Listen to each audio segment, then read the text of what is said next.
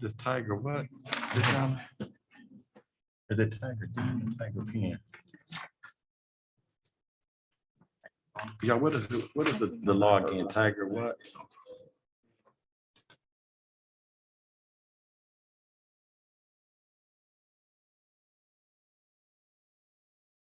Public for the purpose of conducting the school district's business and is not to be considered a public community meeting.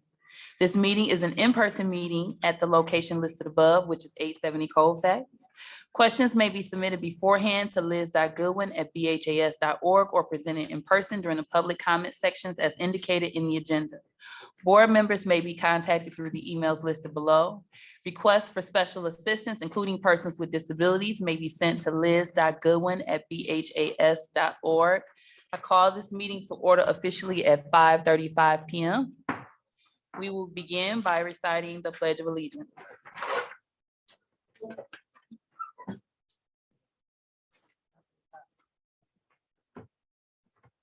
I pledge allegiance to the flag of the United States of America and to the republic for which it stands, one nation, under God, indivisible, with liberty and justice for all. Secretary Triplett, can you please call the roll? President Robinson, Present.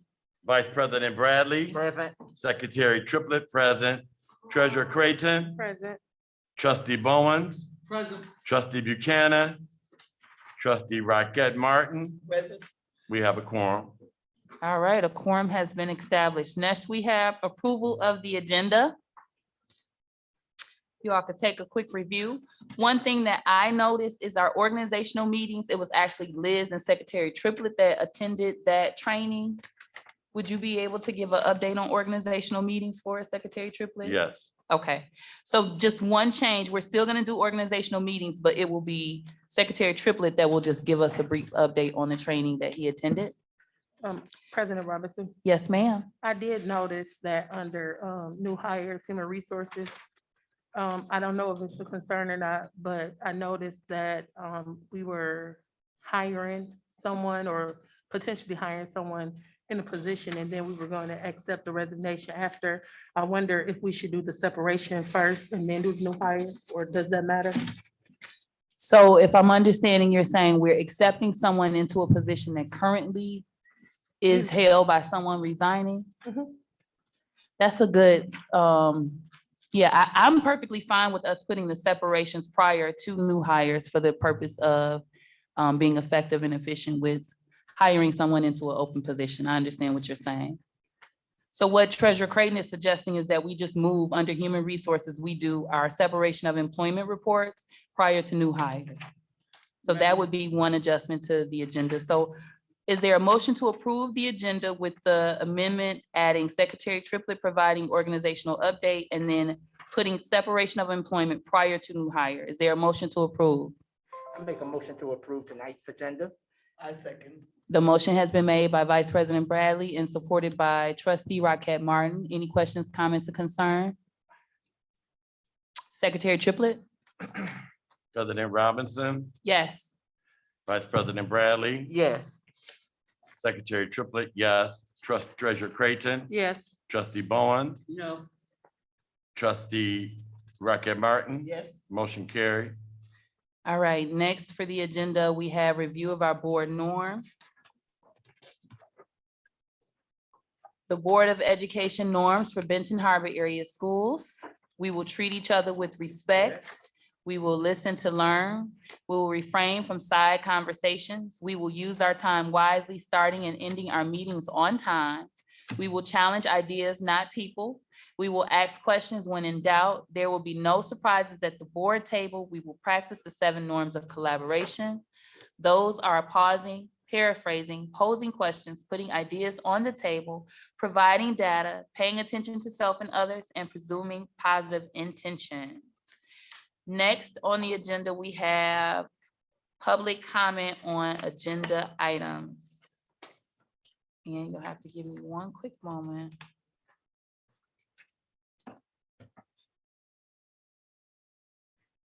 Is there anyone that's present for public comment on agenda items? All right, so I am going to defer from reading the statement because there's no one present.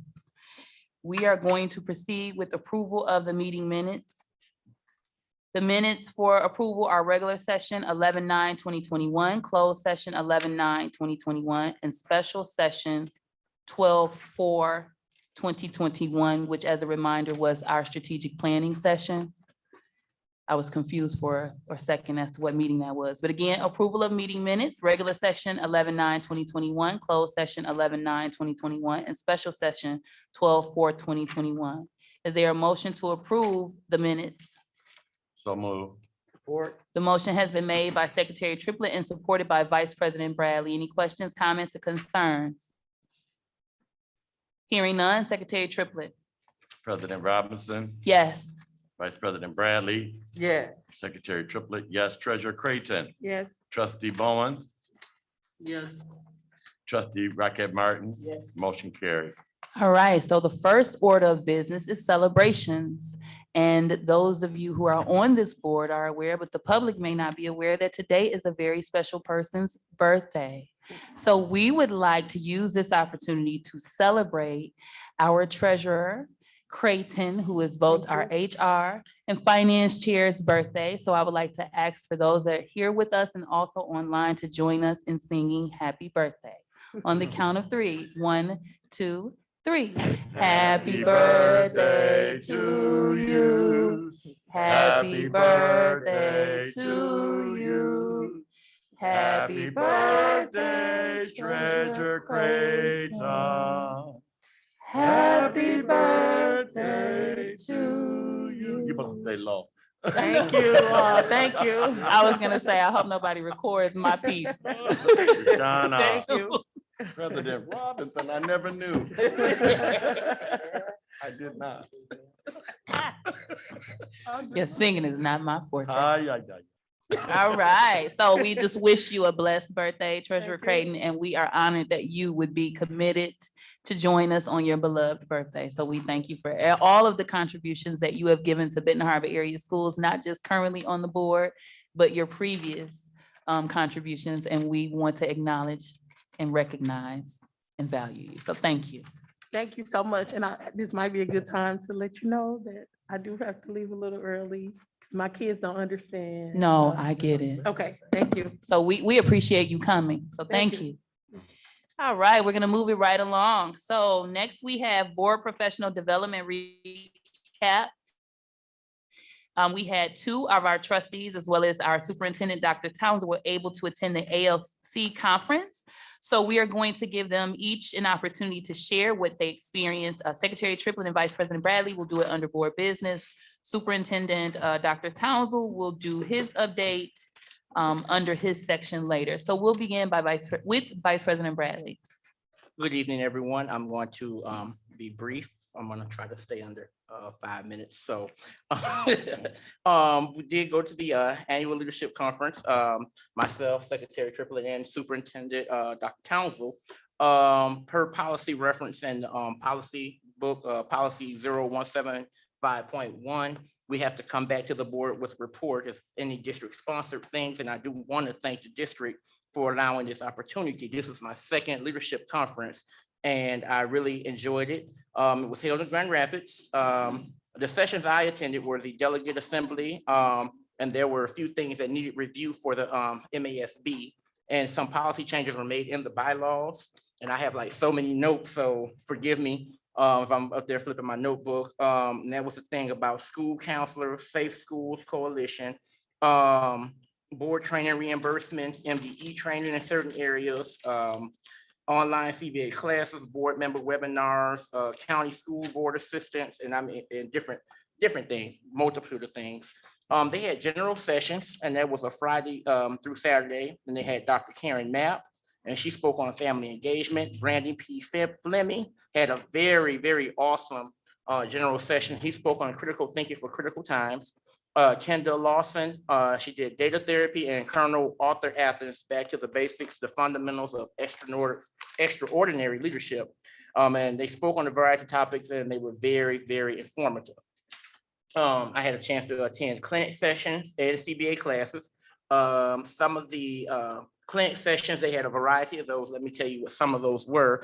And what we did was, I always like, if there's somebody else from the same district, I always like to split up so we're not both getting both or the whole group bringing back the same information.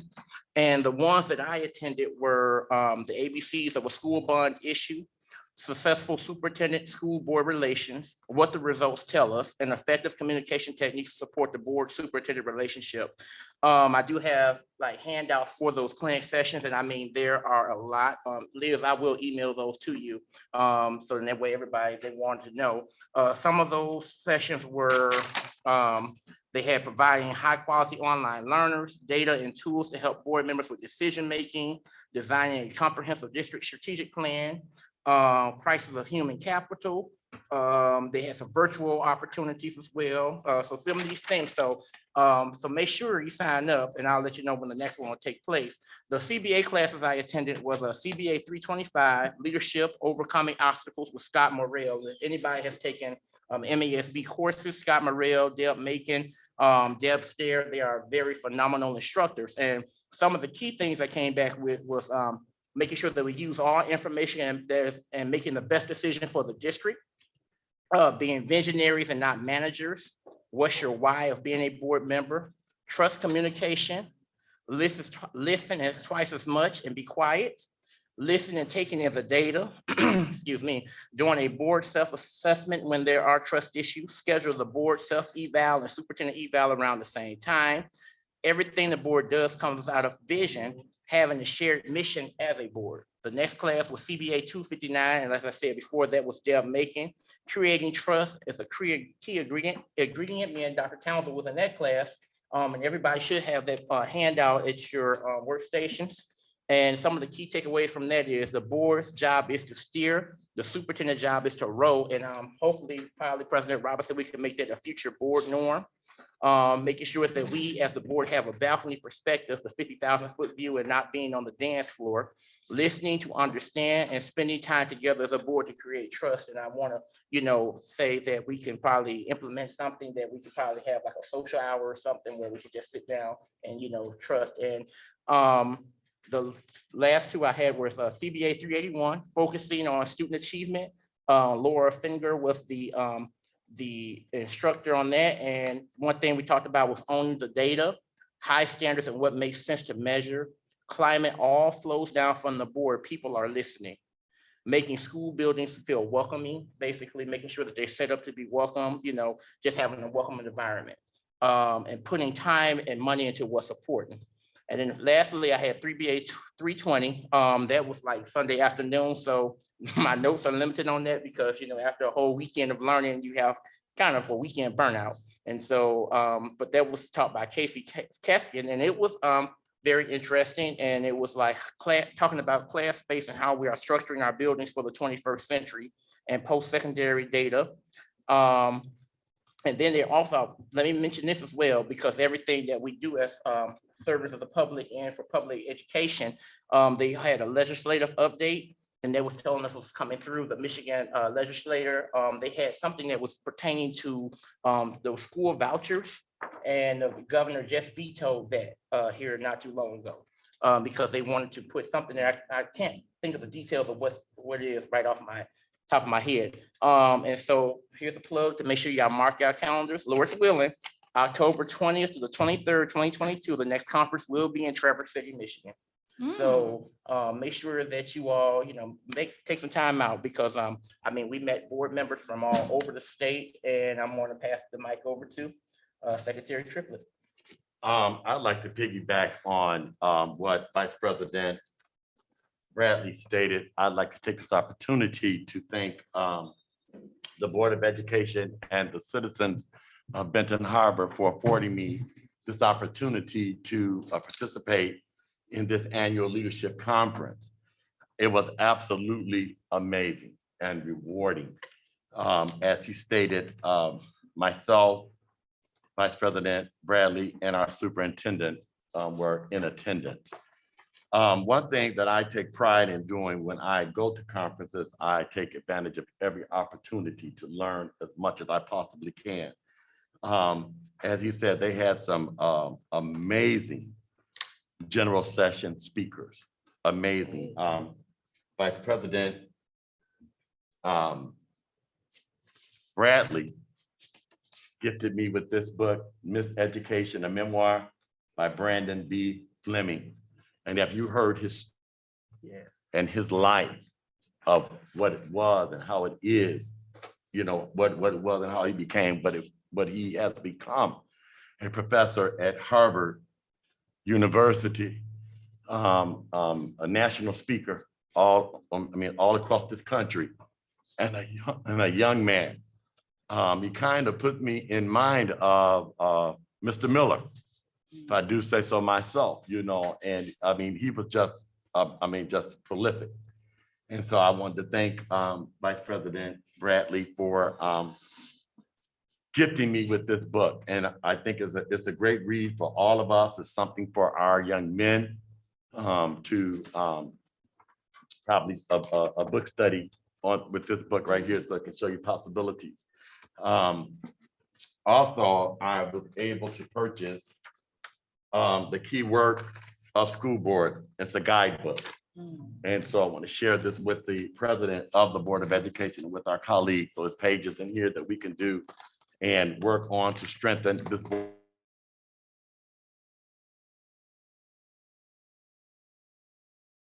Some powerful clinic sessions, designing a comprehensive district strategic plan, avoiding the pitfalls, monitoring progress, and celebrating success. I also had the opportunity to attend advanced school finance.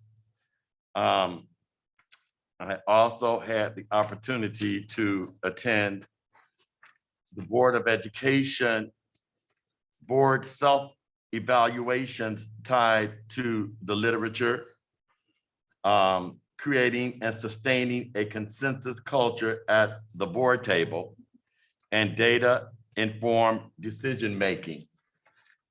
Troy School District did a presentation on the evaluation of the Board of Education.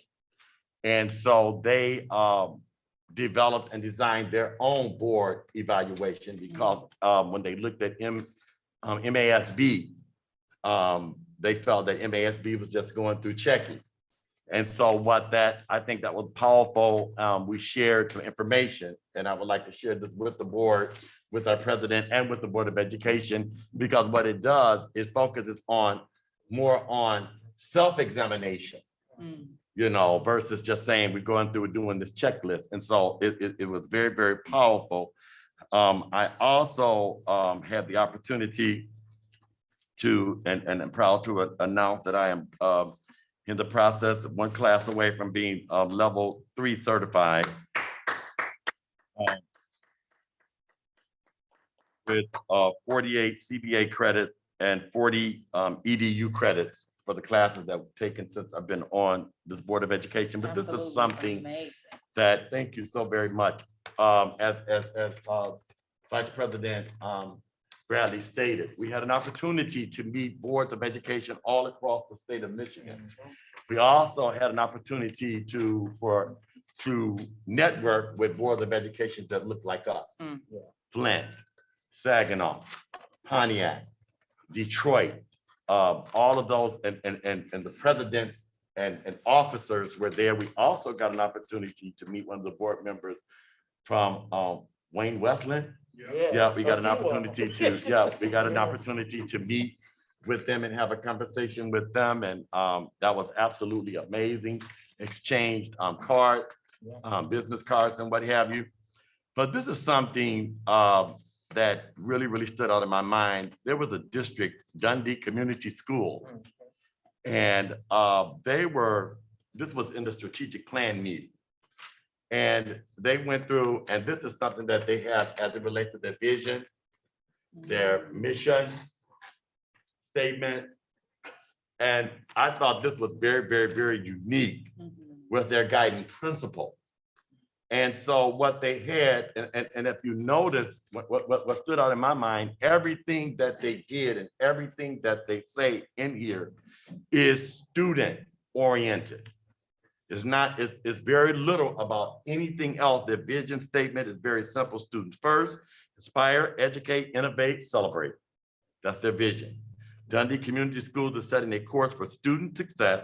We will challenge and inspire every student, every day, in every class through innovation and dedication, promoting knowledgeable, responsible, and caring citizens. The guiding principle.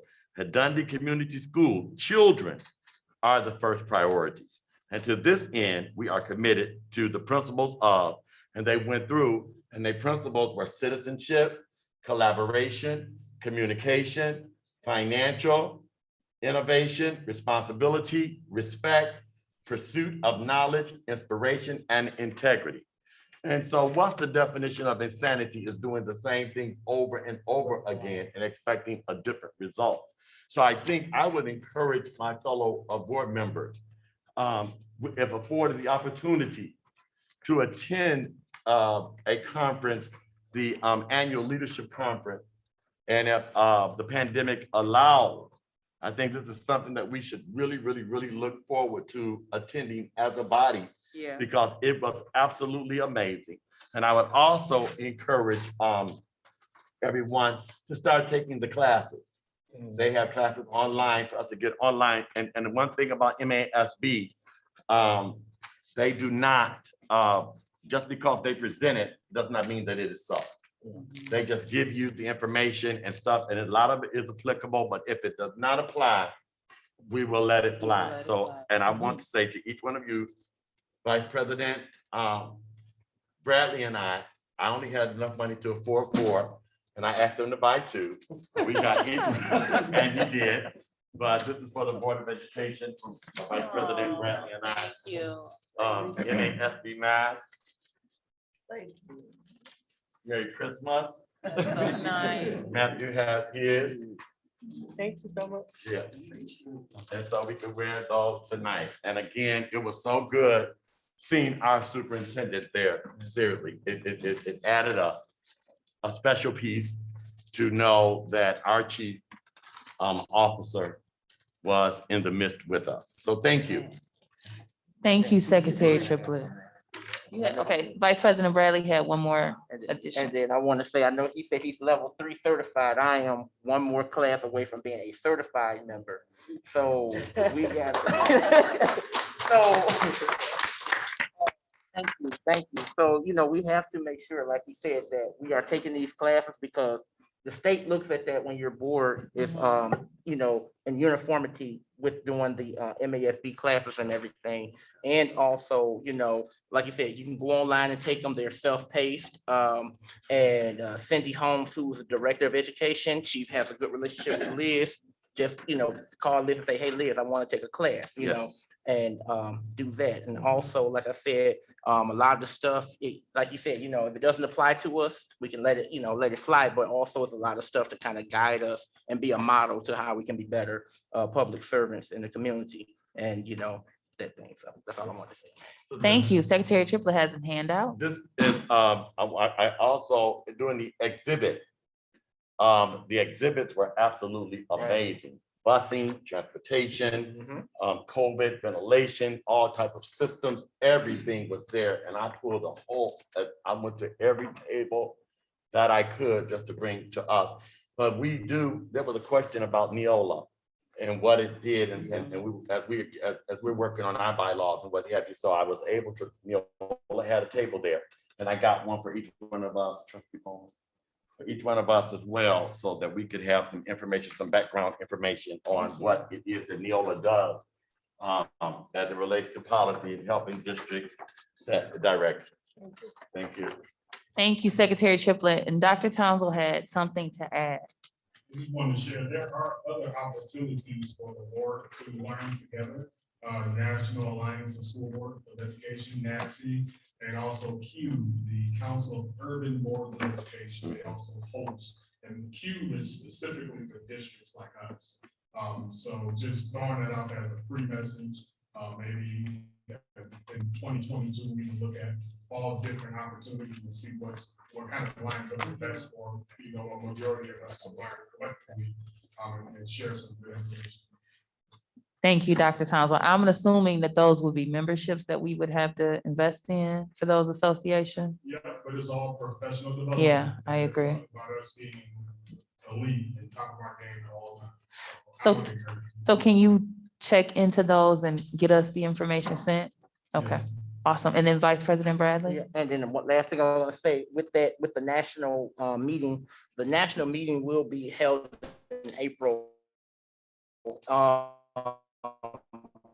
And board members, fellow board members, especially from some of the urban districts, was telling us we really need to go and check that out. So if there's something the district would be interested in, I would definitely. You'd like to go? Yeah. Me too. Okay, duly noted. So I definitely think that investing in our level of education as a board is a necessity and a priority. And so I'm definitely interested in those other associations, but all of us just taking advantage of every opportunity we have to be the best that we can be, because knowledge begins. Everything is modeled from the top down. So we should be willing to invest in ourselves so our students and our staff can do the same. So thank you all for sharing your experience, and I'm glad that you had an opportunity to go. Madam President.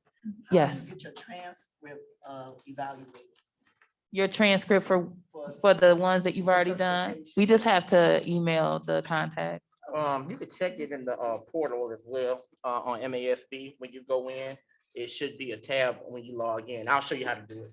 Okay. Yeah. All right, next on our agenda, we have organizational meetings. Secretary Triplett attended with Ms. Liz Goodwin. I believe it was a virtual meeting. So I'll just give him an opportunity just to share his experience with that. And just so the public knows, the organizational meeting is the first meeting of the year where the Board of Education determines who will be the leadership team for the board, who will be president, vice president, secretary. We discuss our committee assignments and which banks, firms, attorneys, basically set everything that the district is going to do for the upcoming year. So I will give Secretary Triplett an opportunity just to speak briefly about that. Okay, I did get a new computer and I brought the new one. But basically, as the president stated, the organizational meeting is very, very, very, very critical as it relates to the Board of Education. Last year, the majority of our board members were new. There were 4 of us who were new to the Board of Education. The previous president did not run for re-election. And neither did the vice president run for re-election.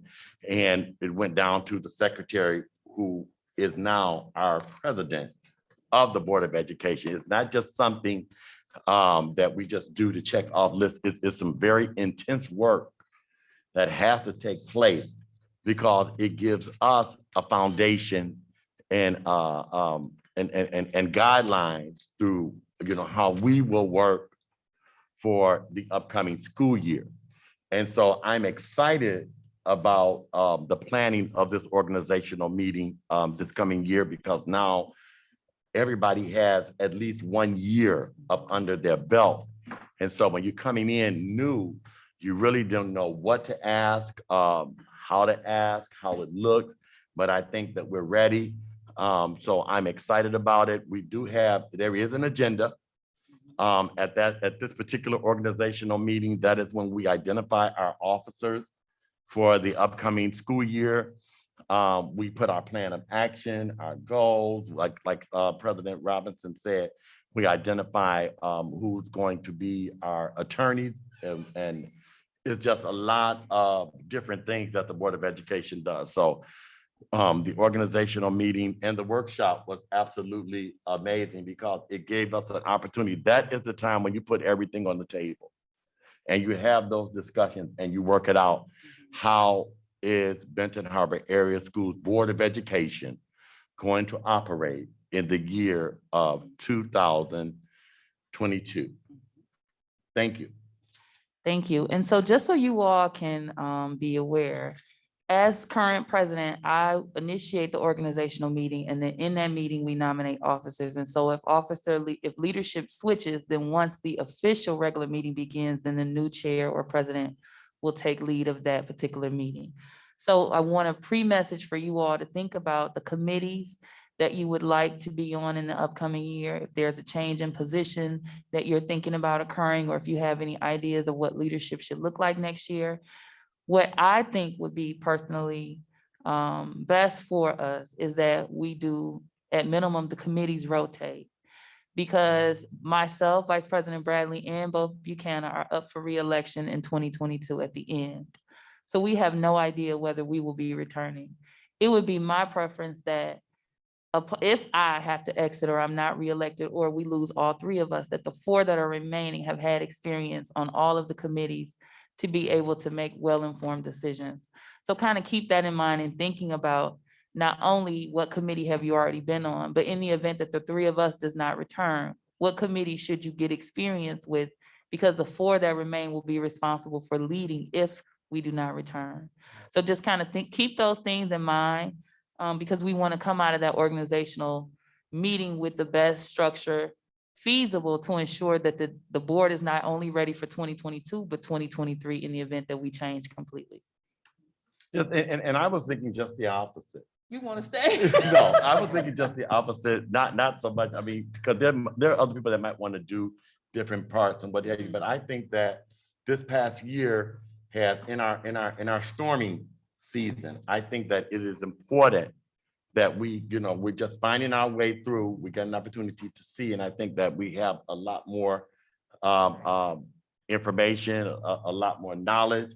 And so that I think that we'll continue to grow, and some organizations, sometimes they have a 2-year time with that particular thing to be able, because switching up and those things, but still those are things up for discussion.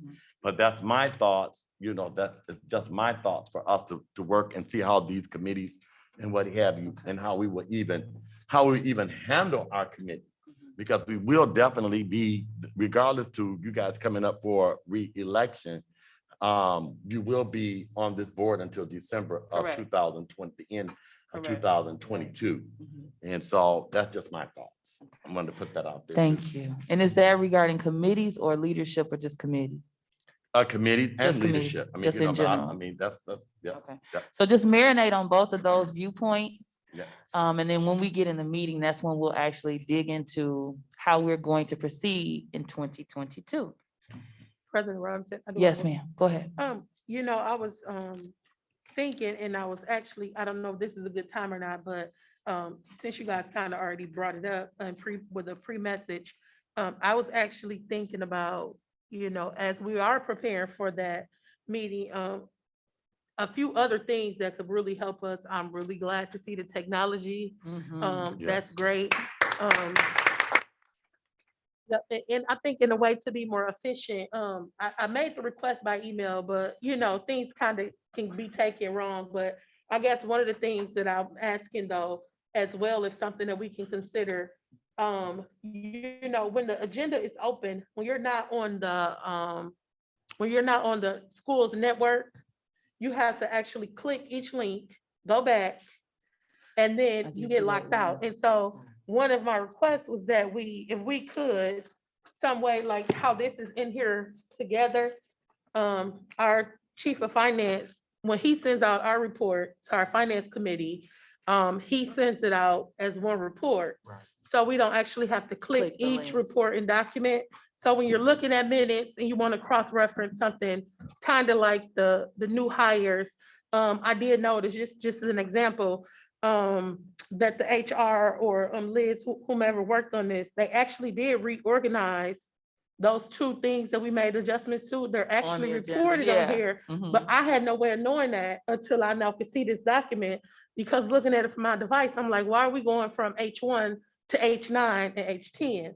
And so I think just if we could somehow put all of the documents, and maybe this is a technology thing, but for me, it's very frustrating from home trying to too. access the devices so that we can kind of be sharper and we're not spending so much time at the table trying to look over documents. It's very frustrating. and I'm pretty tech savvy, Yeah. but I think that would be one other thing, if we could just put all of our documents on one document. And then just some other things like, I know accessing the Google Drive. I think the Google Drive is great, and the intention is so that we can have access to documents everywhere we go.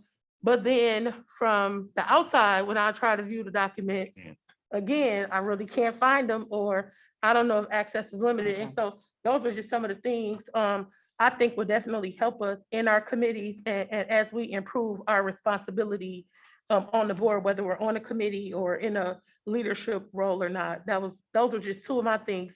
And then one other thing, today, again, thank you so much for the birthday thing. And one of the things that I was actually thinking is that when you gave me the role of team building, I was thinking like, we should do something to celebrate. I know that, Dr. Townsend really likes to give shout outs, and, he's the only person with the momentum. And so sometimes it might not seem like, we're rah-rah and cheering, but, we kind of try to rush in and just do this, Get to one business, day yeah. a month. And so I do think if that's something that we can do monthly for all of our staff, even if it's just a shout out, an acknowledgement at the board table, I think, That's as we awesome. go into year 2, that would be a great thing to do as a team building activity for the entire district and not just for me. But I am grateful. I'm going to pass the cupcakes. I'm appreciative. I am watching my sugar intake though, so I'm going to share. Thank you so much, Dr. Townsend, and your team for the gift. Thank you. Thank you. And just to add to what you mentioned, another thing that I had yet to discuss with Dr. Townsend and Liz, so I apologize that I'm putting it out there, but I would like to ensure that we are making our agenda accessible to individuals in a way that allows them to know what the agenda items are when they come for public comment. And I know we have it up, but somewhere there's a disconnect because individuals come in and when we offer an opportunity for them to speak on agenda items, they never quite know what the agenda items are. And I know we have the agenda present, but I want to make sure that we, and kind of have to talk through it, make sure we have it up in enough time that people can look at the agenda, look at the documents, and actually get questions together about what we're planning to go through so that they can be well informed. And I know that we have it out there, but just trying to figure out where the disconnect is occurring and them actually understanding what we're discussing. So I just have to kind of wrap my mind about if we need to make any adjustments and how, and then I'll be following back up with Dr. Townsend and Liz, because we're doing very good with transparency, and we have open public comment and comment on agenda items, but I want for our public to be informed on the agenda items that we're discussing and be well prepared to ask their questions before they come. One thing that I think it was Deb Macon from MASB when we were doing some of our board training and what have you, when she talked about the committee as a whole.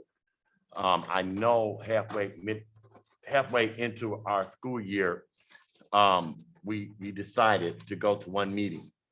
And I think that she was kind of shocked that we didn't have what you call a committee of the whole. And the committee of the whole was the same thing as our work session. So I think that it gave people an opportunity to hear us have the necessary discussion that were interested. They could go back and watch it and see what it is. So when you come in and they say, well, this is the only thing that you can speak on is what's on the agenda. Well, when if you notice, as when we stopped that, then we stopped having comments on people being able to speak on what was on the agenda. Because as Treasurer Creighton said, I spent an hour today downloading, saving HR reports, finance reports on something different so that I could have a hard copy of what it is that I needed so that I could study instead of going back and forth. And you have to click, re-click, go back in, click, and all of those different things. And that was about an hour and a half worth of work, just sitting down, looking at the agenda in order to feel at least halfway prepared for tonight's meeting. So thank you. All right, thank you. So all of that, although there were multiple comments made, it's all concerning organizational meetings and ways that we want to be more efficient and effective next year. So I thank you all for your contributions made, and thank you, Secretary Triplett, for your training update. Next, we have one of my favorite moments, the student representative update. We're going to pass the mic to our student board members today.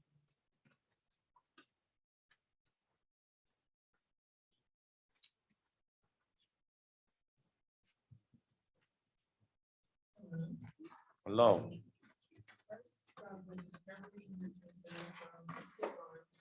This week they have Christmas Spirit Week, allowing students to reflect their Christmas spirit.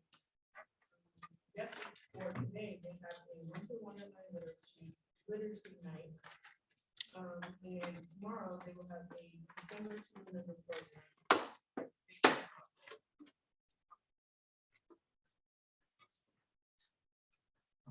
MFA updates for Principal Rocket.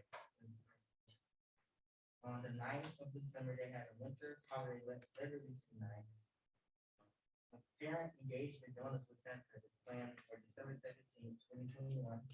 They have added a 4th first grade classroom. Their tighter time intervention is positively impacting their students' growth. Foster grandparent program was implemented December 7th, 2021. The White Club from the YMCA began and after school care in January. Next from Fairplain East from Principal Lee. We are implementing more interventions to ensure that our students are doing grading to grade level. We also had a Christmas show at the FPE on December 15th at 5:30.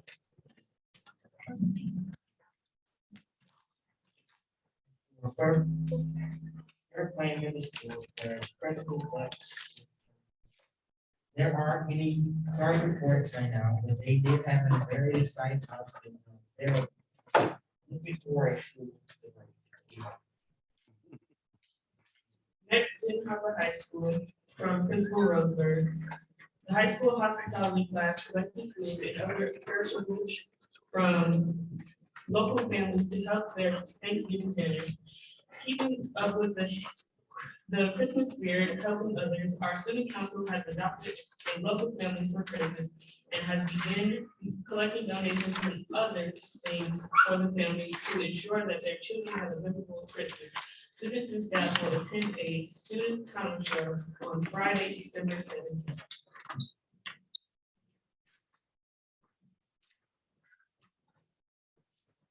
The past update is directed by Director Perkins.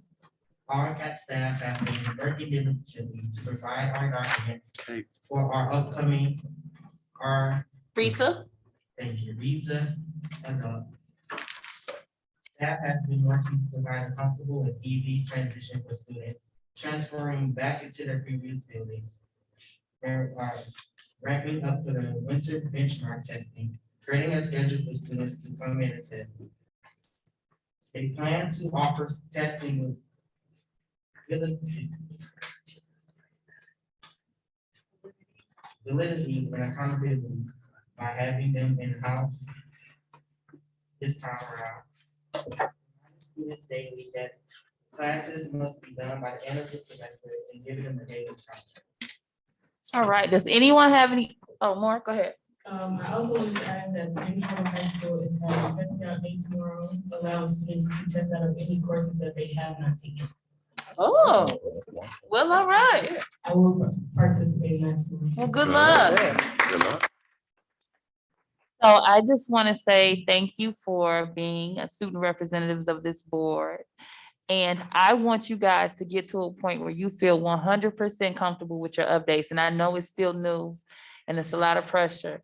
So what I am going to do is I am going to specially assign a certain particular trustee that was very critical in me becoming comfortable with public speaking. And that is none other than Secretary Triplett. So he is going to work with you guys on your updates that you give us to make sure you're comfortable, you're confident, so that you can get over those new board member jitters that we've all experienced. And you guys can connect and figure out what that's gonna look like, it can be a virtual quick call or something, but we'll figure out what that looks like so that when you guys come in January, we can hit the ground running. Okay? All right. Great job. Great job. Awesome. Awesome. All right. Next on our agenda is committee reports. We're gonna begin with Finance and Human Resources, Treasurer Creighton. Thank you. We rescheduled our November meeting due to Thanksgiving, and so we did have them both. And I think we had them on like December 2nd. And we've also rescheduled our December meetings to have them the first week of January. And Dr. Townsend and his leadership team is going to actually choose the dates that's best for their schedule, hopefully sometime in the next week. And then we'll be able to plan for those in January. So as far as finance, first off, I'm gonna give a shout out to this new studio because I'm really feeling this. I like the camera, the speakers. I'm kind of trying to get used to it. I'm still pulling on the mic, but it's dope. Thank you guys so much.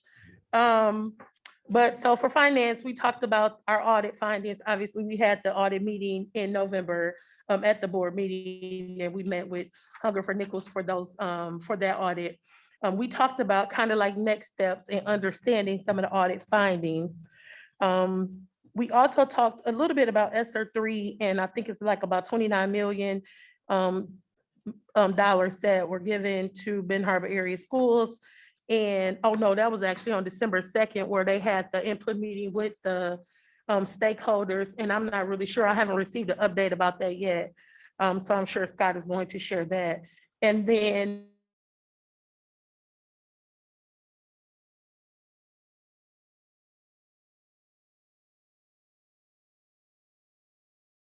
efficient. Like I said, one of the things that I wanted to share that I learned in finance was the way that we can actually hand out those reports so that you'll have everything in one spot. So that's a shout out to Scott and his team. And one other thing that he did for us in our November meeting, we went over, so obviously when you guys open that large financial document for the finance report, it's so many codes, it's so many things that you don't really know. And honestly, I don't know that I even have the capacity to learn everything like that and, off the top of my head. And so one of the things that Scott did was gave us a code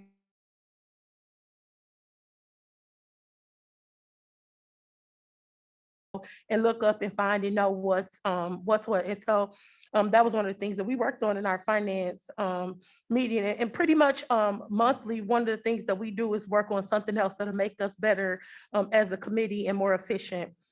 We also talked a little bit about the farm lease. And I do have a question about that and some language that was in that contract. That might be something that he's going to talk about, and maybe we can just save that to the end. But I do want to message that or kind of highlight that, Scott, that for that farm lease, there are some questions in the language of that lease. And then, so that's the finance report. Have any questions about that? Any questions for Treasurer Creighton? Yeah, I did have an opportunity to go through the farm lease agreement and the proposed farm lease agreement, and there was something in there in particular that and this is the proposed, and it was in the beginning with the lease agreement. It's kind of confused as to this is a copy of the old farm lease agreement. I see the highlighted areas, such renewals may be authorized in writing. Number two,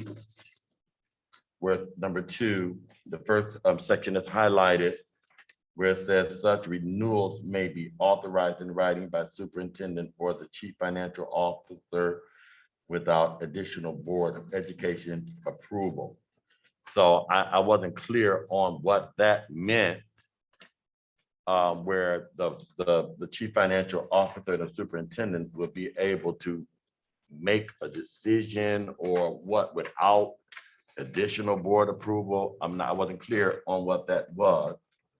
The lesser, I guess, or the lesser. It says, but the lesser reserves the right to sell this property after October 31st, 2021. As I was going through reading that the previous highlighted areas, such renewals may be authorized in writing So if I can get some clarification on that particular piece right there, what is that saying?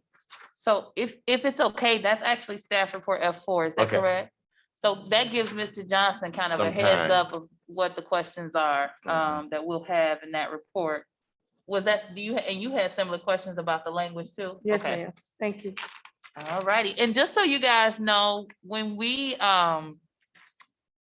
you go to commit, when we do the committee reports and the chair has the floor, the chair can acknowledge the person that is going to, that they're gonna give the mic to in order to ask questions. So I don't have to jump back in when it's your particular time to speak. Thank you. All right, so Treasurer Craig, you have the floor for your HR report. Okay, thank you. So HR, we met the same day. One of the things that I was going to share, and we didn't get to this, actually, I was thinking about, is pretty much what I just shared during the organizational meeting, which I think one of the big topics right now in Benton Harbor area schools and human resources is our staff turnover, which then kind of leads to staff vacancies. And so we talked a lot about staff vacancies and things that we can do as a district to stop some of the bleeding, is what we like to call it, and work on more retention and positive recruitment. And so if you guys have ideas, I know that our committees are changing, but I do think that this is something that I would like to at least close out on, just in case I'm not in this committee anymore. So if you guys do have some ideas, that would be great. At our last meeting, and so I'm going to defer to our chief of HR for an explanation for this next topic. Because at our committee meeting last week, we actually had one new hire, and now we have 3, I noticed in the packet, and then we had 3 separations and we have 8 now. And so as you guys noticed, there is a trend in the amount of resignations that are coming, or separations. And so we're not terminating people, they're resigning. And so if you notice on our website, we do have a long list of vacancies. And so that was one big topic that we spent a lot of time on. And then the other is HR. An idea of the committee that we did discuss, because I am on the finance committee and we just completed our audit. Actually, the chief financial officer and his team, obviously, but it's a part of our finance team. And so one of the things that we'll be working on, or at least proposing to be in an organizational meeting for whomever is on the committee next year, is to work on best practices for HR as it pertains to hiring, separating, orientating, handbooks. Just, as you guys worked on a strategic plan and we're moving in the right direction, we have to work on our HR department. And hopefully curriculum as well. I have a lot of questions about that, but so that was a big part for us in HR, just talking about, how can we make sure our HR department is solid? We had 2 big celebrations from the finance department as far as being in the fund debt, be out of that into a positive fund debt, and then, a positive fund balance. And then also having that new ESSER 3 grant. And so now in HR, we're looking forward to moving into having some big celebrations as it pertains to HR, because we do have a long list of vacancies. And so, we're going to keep trying to move in the right direction. But so that was pretty much what we talked about. Thank you, Treasurer Creighton. And I would like to reiterate, as I've said in multiple meetings, my #1 priority is to make Benton Harbor area schools the #1 place to work in Berrien County. So we are going to accomplish that very quickly. We're going to do our best to do that. So I know that we want to have staff retention. We need consistency and leadership to have effective curriculum and instruction here at Benton Harbor area schools. But I do want us to start looking at ourselves, not only as a school, but an employer. And how do we make this one of the best places to work? Because that'll be an extremely important way to retain our staff as well. So that's one of my goals. Go ahead. Yes, and also the part of being a part of the HR committee, the patterns, it's very concerning to me, the number of resignation. if they are officially resignation. And so we did have, in the spirit of being transparent, there were some serious conversations as it relates to people that are leaving this district, why they are leaving this district, and the mass amount of people who's leaving this district.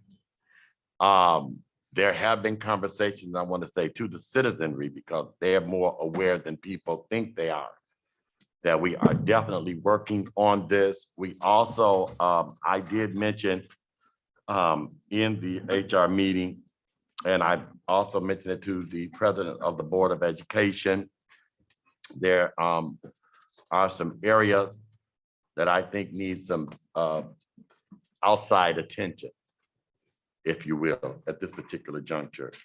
Some outside attention as to why things are happening the way that they do. And I will be sending a formal document and a formal request to the president and the Board of Education. Because one thing that's very, very critical, when you see patterns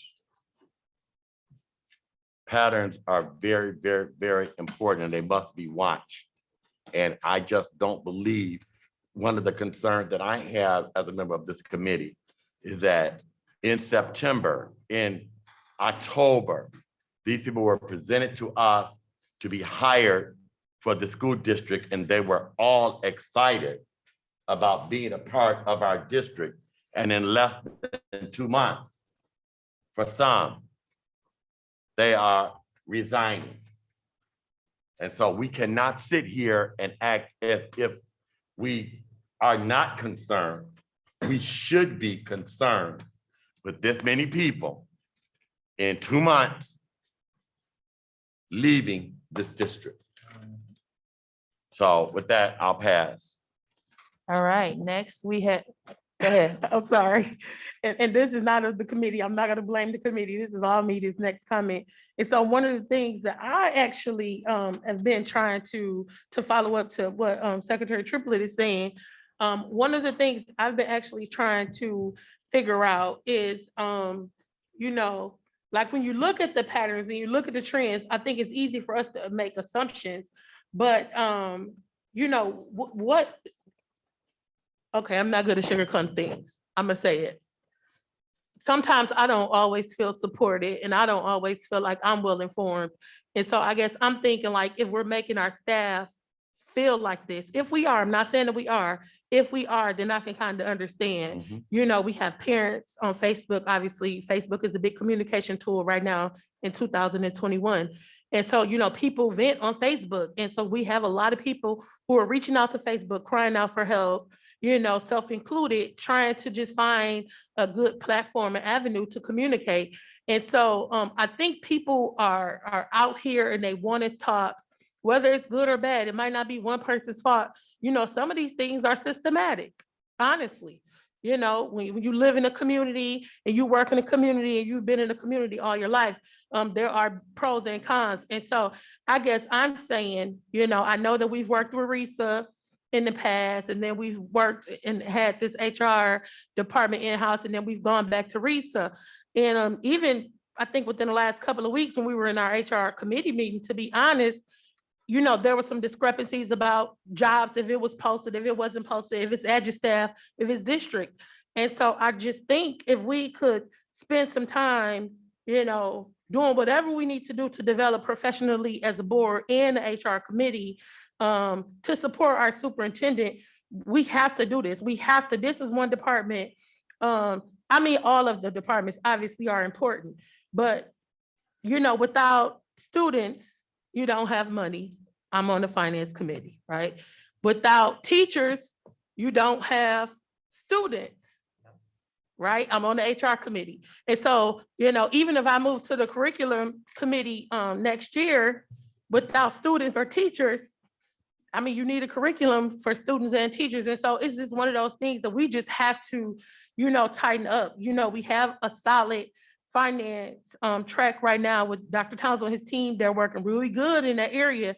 And so now we got to do whatever fast to correct, honestly, I'm one of those, I don't know what kind of tiger you are or if you're a tiger, but I'm a fighting tiger and we win and we only win and losing is not an option. And so for me, sometimes if people think I might have an attitude or whatever, it's really because I just really want to win and I'm really trying to figure this thing out. And so I'm going to say whether I'm on the committee or not, whether I'm the committee chair or not, it is really one of my big hopes and dreams is that we could tighten up our HR department so that we can, really stop. Like, it's embarrassing to see on Facebook that we got to cancel school because we don't have teachers. And it's just not a Ben Harbor thing. Unfortunately, it's not a St. Joe thing, though. It's not a Barron Springs thing right now. So, we got to figure it out. Whatever we got to do, we got to figure it out. And God is good because we have the money right now, and so let's do that. Let's just keep working hard. This is not, everybody is working hard from the top to the bottom, whether you're in a good department or not, but we got to get better. And so that's my spiel. I'm sorry. I am leaving early, so I guess I got my comments out the way. Thank you. All right, thank you. And I would just like to put a pin in the conversation for us to acknowledge the amount of conversation and discussion we've had in these particular committee meetings, so that once we get back down to our business and our reports, we're mindful that we've had a good amount of the needed conversation that we would need to have there. So thank you guys. This has been a good conversation and discussion. We are going to go next to Secretary Triplett, and he will be providing the curriculum and SPED update.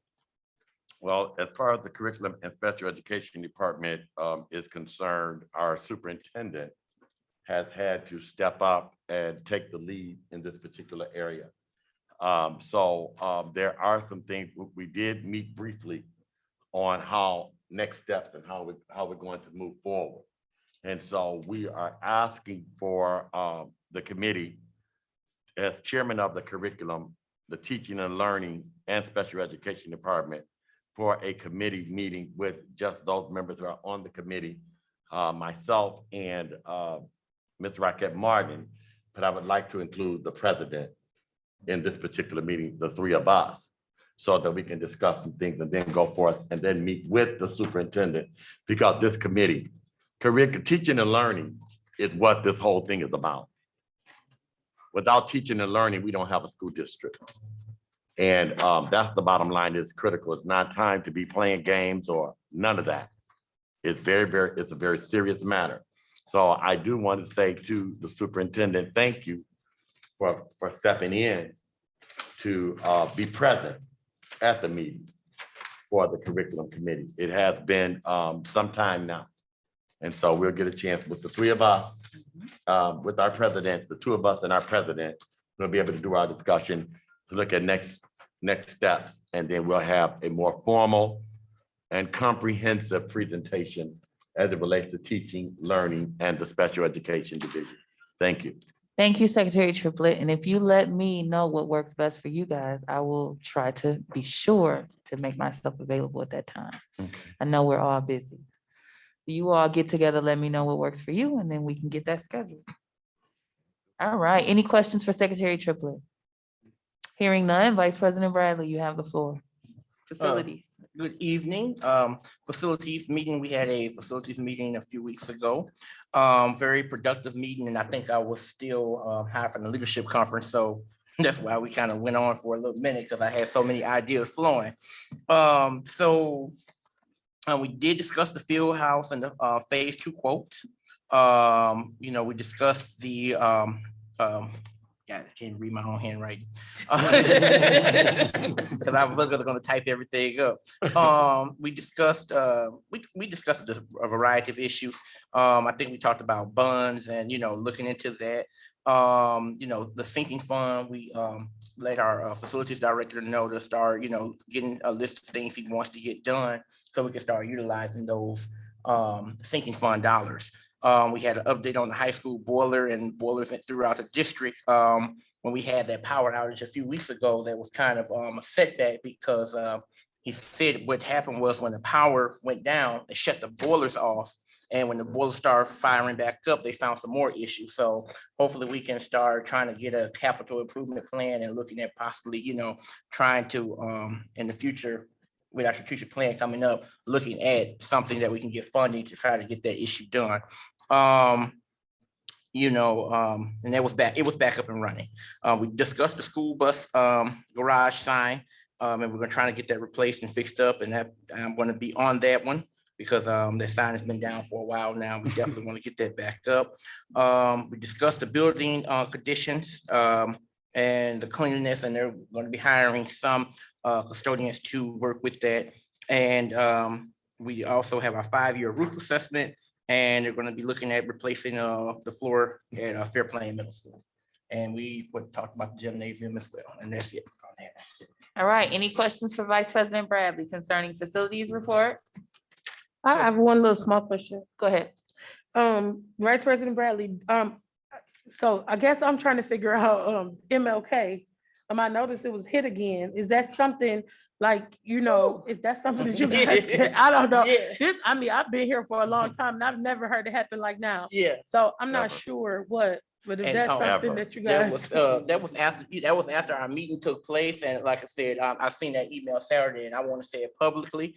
I am getting tired of the disrespect to all of our properties, all of them. It's a thing of disrespect to me now, and this irresponsibility of people not knowing how to drive has got to stop. Because if they had this is the second, third, fourth time that building has almost, yeah, six.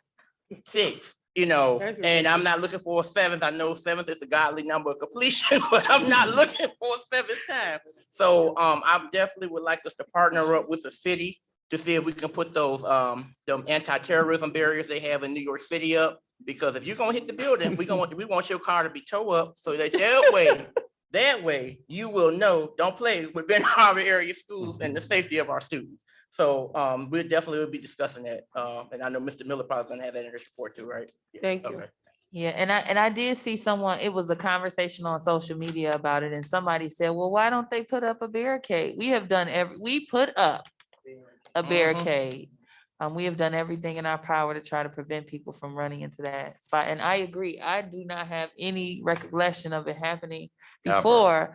And I Ever. think it was Secretary Triplett that mentioned, I think online, as soon as we get money, they hit the building. So I Ever. don't Ever. really understand. Like, Yeah. as soon Ever. as we report that we have funds or something positive, the Ever. building gets hit. So it's Yeah. just, it's Negativity. mind boggling. Yeah, so. I had an opportunity during the strategic planning meeting with the superintendent and the chief of police. I have lived in this community my entire life. I was educated at Cedar McCoy Elementary School, Benton Harbor Junior High. That is my neighborhood, my childhood neighborhood. I have lived here my entire life. That has never, ever happened. Never. There are no skid marks. There is no report back from the police. If this has happened 6 times, I have not heard one police report. Cars were left there. Nothing has been reported to this Board of Education. And I'm going to be candid about my feeling. It is very suspicious and it is fishy. And it's somebody that do not know this community, because that does not happen here. It has never happened here, ever. No one has ever, in my 61 years of living in this community, that has never happened. And so I think that we need barriers. That was Lake Michigan College, Benton Harbor Junior College, that same exact building. That has never happened here. And so I think that the investigation need to be taken to another level, and I am very serious about it.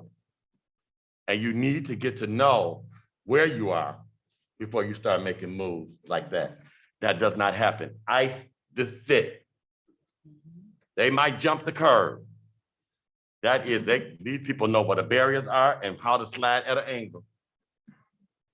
And again, and I mean this, there needs to be a serious investigation as to who is behind this happening at that particular spot. 6 times in a year, No, not at all. Dr. Townsend, it's been since you've been, if you want to go ahead and add, so since we've been on the team and I've been on facilities for both of those years, Yeah. go ahead. The first time this happened, I believe it was around November 2020. Yeah.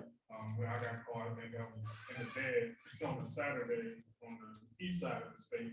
And we had to get on top of that. And so the building technically was, a car went into the building on 2 occasions. And then we put up the pylon on the pillars. That's been ran into 3 times. This last time they plowed into the marquee Fine. and Girl, came you within know that. inches of blasting to another classroom. And I happened to be on scene that night, and I pressed it, and I got the police report in my office today. Shout out to Mr. Miller, set that on my desk today. So I'm not letting this one slide. I have to be there and stay there until the car was pulled away. And, you know, I let them know how I felt about doing this to our kids. Yeah. So that's the record. Another thing is that it ironically happens, thank God that it does, but it happens when there's no school in place. And so that's a blessing, but I think it's just ironic that, you know, at these random times when no one can be hurt, some individual is unable to stop before it's even snow on the ground. No That's the ice. part, No water, That's no concerning. ice, yeah. no so- ice, no water. They're not sliding. That's sometimes that's the slickest corner right there, and you still slide, and you go at an angle. This happened. No water, nothing. Is it dark? No, it's like right No, there. it's very light. Don't go over there. No, it's not. Okay, trustee Bowens. I've seen that on Facebook too. I was notified on Facebook, but my question is, are there cameras to watch it? And I know I like to travel to Chicago. And back in the day, I know people used to put their car on the south side of Chicago and it would get, you know, stripped. And so my question is this a scam? Because cars aren't made like they used to go back in the 80s. They're a bunch of plastic. So is it a scam that you went into a building, total your car? and Well, you don't paid scam on Benton Harbor area Yeah, schools yeah. down. That's just the reality. We gotta look at what's real. 6 times, that Yeah, sounds like a scam to me. But I also hope we have some insurance on that sign. Because we got a sign that's damaged already that we're waiting to get fixed up. yeah. That's it, Mike. And they need to be put up immediately. They don't need to be looking like over at the transportation where that Yeah. thing was run into and it was left destroyed for 6 or 7 years.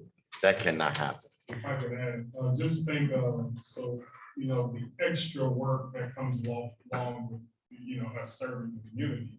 You know, we're trying to work on teaching and learning and upgrading facilities, and then you have this taking us off our pivot 6 different times. And we're talking thousands, if not hundreds of thousands of dollars being spent on replacing something that's not even an issue right now. You know what I mean? So I want to give a shout out to our facilities team for really stepping up and cleaning up the mess every single time. The next thing we got to do is take down that damaged marquee because it looks bad over there. Yeah. We're trying to get a new one.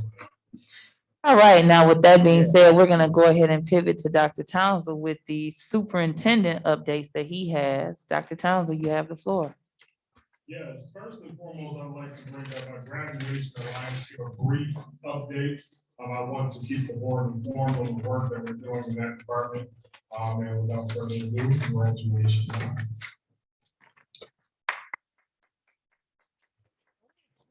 Hi, with you all, can you hear me?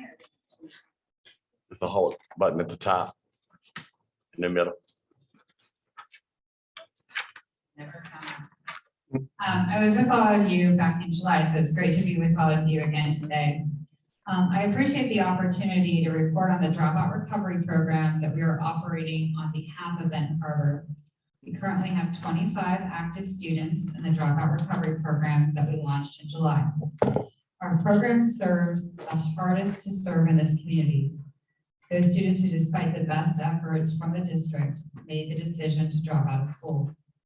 We are pleased that 25 students made the decision to return to Benton Harbor and pursue their degree through this program. The expectation for the program is that students complete a half credit of work each month. Currently, the students participating in the program have fallen short of this benchmark with an average credit earned rate of around 0.09. We shared our concern with Dr. Townsend, and to his credit, he offered to assist helping to motivate students by conducting home visits. To help support Dr. Townsend, our team put together welcome kits for students and information packets regarding what is expected of them in the program. The Boots on the Ground campaign is in motion, and we expect to see improved results. Dr. Townsend also shared with us a few weeks ago the challenge our community is facing with the water crisis. When we heard about this challenge, our team wanted to find a way to help support your community. We initiated a GoFundMe campaign as a company to raise funds to support your students. Our CEO offered to do a company match. Through this effort, we raised $6,000 to support Benton Harbor schools. My colleague, Therese Gibson, she's your program manager from Arizona, so she's a little cold right now. And I spent some time today volunteering with United Way to distribute water to your community, and our hearts went out to the mothers and fathers and children in need of some clean drinking water.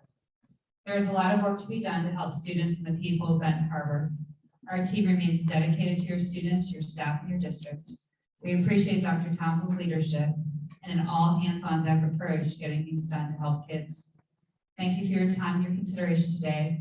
Our prayers and thoughts continue to be with the people of Benton Harbor. I hope you all have a very blessed fall. Thank you. Thank you. Thank you. Were you there at 12 o'clock today? No, we were there from 3 to 6. From 3 to, okay. I saw you when I came in and your face looked familiar, but I couldn't think of why. I was upstairs for a while. Maybe I talked to Tom. Okay, all right. Thank you very much. Okay, any questions for Graduation Alliance? Yes, Madam President. You have the floor, Trustee Warren. So it's 25 students. Do you recall how many students were enrolled and how many students were dropped out of the program? I'll have to hear how the list size that you cover. So what happens in our program is you send us a list. We can serve students up until the age of 20th of September 1st. And so the first step is we do an outreach effort to these students to try to enroll them in the program. Do you have enough? Yeah, so we sent the list of, I believe, about 500 students that are eligible for the program. And of that 500, we do have 25. We initiated the home visits because we shared data with us on home visits with COVID-19 that increased engagement. So we just got our home visit welcome packets. I have a whole bunch of stuff in my office, and we're going to activate that in our district and knock on the doors. We have a transient population in that dropout population, a lot of different addresses, different phone numbers. It's really hard to track, but we're going to try to pop up to their doorstep with gifts in hand to kind of encourage, motivate paraphernalia, and see what happens as a result of that initiative. So do you think that in order for us to be effective with this program, never mind, I'll email Dr. Townsend. That's right. Thank you. The good news is without this program, there'd be, those 25 kids would be associated with other schools as is. So we do have 25 kids engaged. I think I gave them a goal to say I want to get 50% of that list enrolled and engaged in Graduation Alliance. So it's taking a long time. So do you think it would be effective? Like, I know we have some of these vacant buildings, utilizing a building or Well, like the model, it's an online model. The issue is engagement. That's the issue. It's truly engagement because each young person get a counselor, get an advisor, and a lot of resources. And as a matter of fact, maybe prior to the close of this meeting, I will share with you what we have for the home visits going on. I should have brought a sample back. That would have been nice. So you can see the next step effort we're making to attract and engage with. so next semester of this program, and I'm sorry, I don't want to make it look like I'm hogging, but I don't speak often here. Next semester, this number of 25 can increase, correct? Absolutely. All right, Yeah. thank It's you. a cost control program. The biggest challenge we've had is quite candidly finding students and getting them to engage. That's what we're working on right now. So I would like to I know that we're supposed to be at a 50,000-foot view, but I would like to remind the district of the power that you have with your board members and that the community knows us. So think about the possibility of taking someone such as a Secretary Triplett to these house visits. more than likely these parents know him. So there's a certain strength in having a board that's extremely connected to the community. If that's something that you may need, I'm pretty sure that it's something we're willing to do. Children, you got some gym shoes? I do, and I was just getting ready to say that, is that as board members too, we can volunteer. Mhm. You know, we can do things to support our school initiatives. And so I'm willing, if anything, fortunately, I do know a lot of the people in the community in Benton Harbor. So, you know, I'm willing to go out and knock on doors and see what we can do, because the goal is to get them back, you know, for us to really have some clarification on what it is that you guys are actually doing. So they can feel trust, that they'll trust too. And it doesn't have anything to do with you, because a lot of times in our community, people, there's so many programs, so many different things coming that they just don't trust it. They don't think that it is something. So when if they hear Trustee Bowens say, there's some people that if they hear Trustee Bowens' name attached to it, they'll be down with it. If they hear Trustee Rocket Martin name attached to it, like we go through this list and we look at these, they hear our president, they hear Mr. Creighton, they hear Mr. Brad. If they hear our names attached to this, we know these people, you know, and so if there's anything, because we're all in it to win it. Mhm. So anything that we can do to help, to assist, I'm willing to do it. I can only speak for myself. And I did have an opportunity on some of my visits, my tours, to go to Cape. And I think that each one of you all should take an opportunity to go over there. It's almost like it's a hidden gem to a certain degree. It has a lot of good things, a lot of good moving parts in it. I think everybody on that staff can basically articulate what it is that they're doing and what it is that they're trying to do. And I think the relationship, the partnership, I know they feel comfortable there because there's a close connection between those two type of alternative ways to educate students in the district. So I did hear some things and talk to the leader over at Cape about the ways that you guys have been working with one another as well. So thank you. Might I ask this, are any of these kids holding jobs? Are any of them working? Therese, you might know better than me. I think a lot of them are working. I mean, a lot of these students are overage and under accredited. So that's why this program works quite well, because it's asynchronous, so they can do their work when it works for them. So a lot of our kiddos are logging on at 10 o'clock at night to do their schoolwork because they're taking care of young children are working. So that's, the flexibility is really key in this program. So I would assume a lot of them are working. And just to continue what we were saying, I think there's power in the superintendent coming to your door and telling you, we're looking for you, or the president of your board, or Secretary Triplett coming and saying, we care about you, we want you to be a part of this program. So I think that would be a strength if that's something that we're able to do. Okay. Thank you so much. Thank you. All right, next we have Dr. Townsend. Oh, go ahead. Come forward. Come on. Introduce yourself.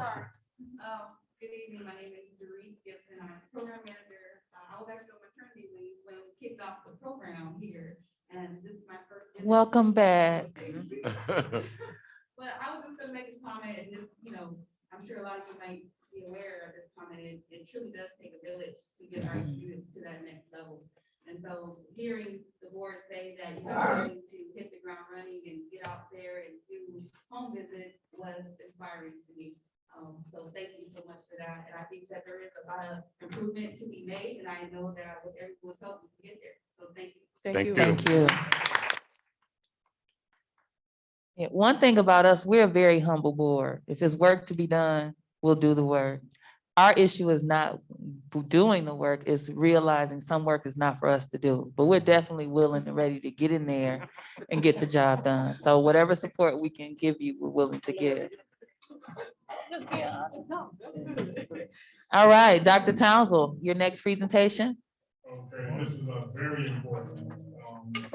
Prior to this summer, I had the privilege of meeting with our county sheriff and discuss safety in our school district and in all of our schools. And one thing I identified immediately is perimeter safety in the event of an active shooter. Because prior to the pandemic, active shooter was always on the top of our agenda, with just being safe. And that really amplified and has been reignited with the tragedy that occurred in the Oxford Community School District. So amplifying that conversation, I've had an opportunity to continue to meet, and I'm bringing in for the board to hear a program or a company called Walkout that's been vetted by our sheriff's department and school districts across the state of Michigan that can potentially support us in the event of an emergency. We have facility concerns, period. Now, when we talk about facility and concern safety, that's just as high priority. So without further ado, I'm going to introduce the Walkout USA presentation. Thank you. Appreciate the opportunity to come and speak. My name is Rob Kitchener. I own and designed everything that you're going to see today. I did it for a reason. My daughter, there's a brochure in front of you. Shut it off. I really don't need it. A little horse, I did 4 yeah. Okay. So I was forced to do this, and now it's my mission in the state of Michigan, and we're all over the country. My company is my daughter at the age of 18 at our public schools was brutally attacked and almost murdered in Ingham County, which is. Please use the mic for the recording. Oh, okay. Yeah. I think is it there? Yeah. Okay, there we go. There are things that that happened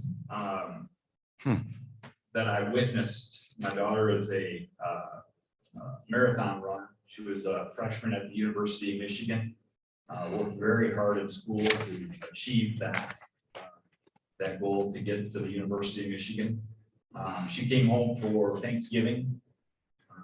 As a marathon runner, she says, Dad, she wakes up in the morning and says, I'm going to go out and do my run. And I said, okay, what route are you taking, Dad? I'm doing the A route, which A route means it's a 10-mile run. I know exactly what roads. I know exactly approximately the time that it should take her to return home. She took off. I started my watch, and about 5 minutes after she was supposed to be back, I knew something was wrong. My daughter, instead of, very unlikely, but instead of coming directly home, she stopped at the school to do some workouts and some, she didn't have her phone at her time with her. It's never going to happen in Williamston, Michigan. I don't have to worry about this, right? Track coach for 12 years, know that town inside now, lived there for 28. It's the town that you leave your keys in the car and you just know that you're going to be safe. The attack occurred, 245-pound man against a 110-pound little girl. He didn't realize what he grabbed. See that tiger? She looked like she was 12 years old. She was 18 and she was ripped. She yoga, she lifted weights. That's I God. grew up in Plymouth, on Plymouth Road and Telegraph. My grandfather was police chief in Detroit, and then police chief of Redford Township when I lived in Redford Township. I was taught by my grandfather and my father how to defend myself and what to do in case of an attack. I got that phone call that no parent ever should receive. I got that phone call. I got my wife. We went up to the police station where my daughter was sitting, thankfully safe, but she was beaten so bad she could not see us. Her face was so swollen that this man did this to her. At this particular time, I was working in facilities at Holt Public Schools. Loved my job. I didn't care if I was sweeping floors or cleaning toilets. I took a lot of pride in what I did. I was very proud to do that. Where I am 10 years later, it's an amazing thing.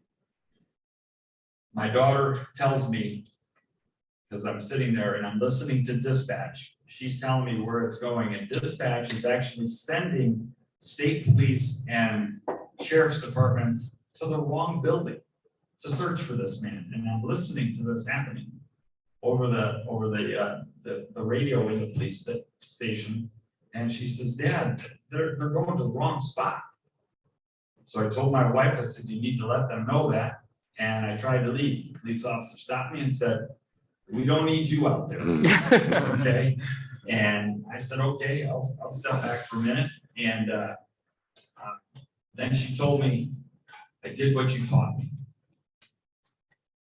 Looked at her and I said, well, what do you mean you did? You did what you taught me. She said, I left my mark. I said, okay, tell me what your mark is, because we need to let the law enforcement know. She said, his left pinky, I broke. Ooh. His right palm, I bit him so hard that he bled. Oh, wow. So we instantly go and tell the police to let them know that she did her job. She marked the individual, just like a child getting abducted into a back seat from their bike. They hold on to that bike. They can't get the bike and the child in the car. These are things that I was taught as a youth living on Telegraph. So unbelievable. The officer leaves the room. I slip out the back because I know they're going the wrong way. Who knows the town better than a track coach? Runs all the roads with all the kids. On my way, I go to the correct school. I'm rolling my window down, and I'm asking people. Coach Couturier, how you doing? I'm great. I'm looking for an individual. He's wearing a white hoodie. He's got jeans on. Pretty husky man. I asked about 5 or 6 people. Finally get a young man that says, I know right where he is. I just seen him walk out by the railroad tracks. I said, jump in the car and show me. So as we driving, I see 3 individuals standing at the end of the road by this apartment complex. I asked the young man to get out and call 911. As I approached the building, I got out of the car without even putting it in park. I was that emotional that this person did this to my dog in my town, in my school. I did what my grandfather taught me to do. You hit the pose. You know what the pose is. Show me your hands right now. Boy, the 2 guys went like this as fast as they could. The 3rd guy turned around and ran. I chased them into the apartment complex. I knew 911 was on their way. Down the hallway I went. I hear the lick of the deadbolt hit. I turned that corner, hit that door with so much force I dislocated my right shoulder.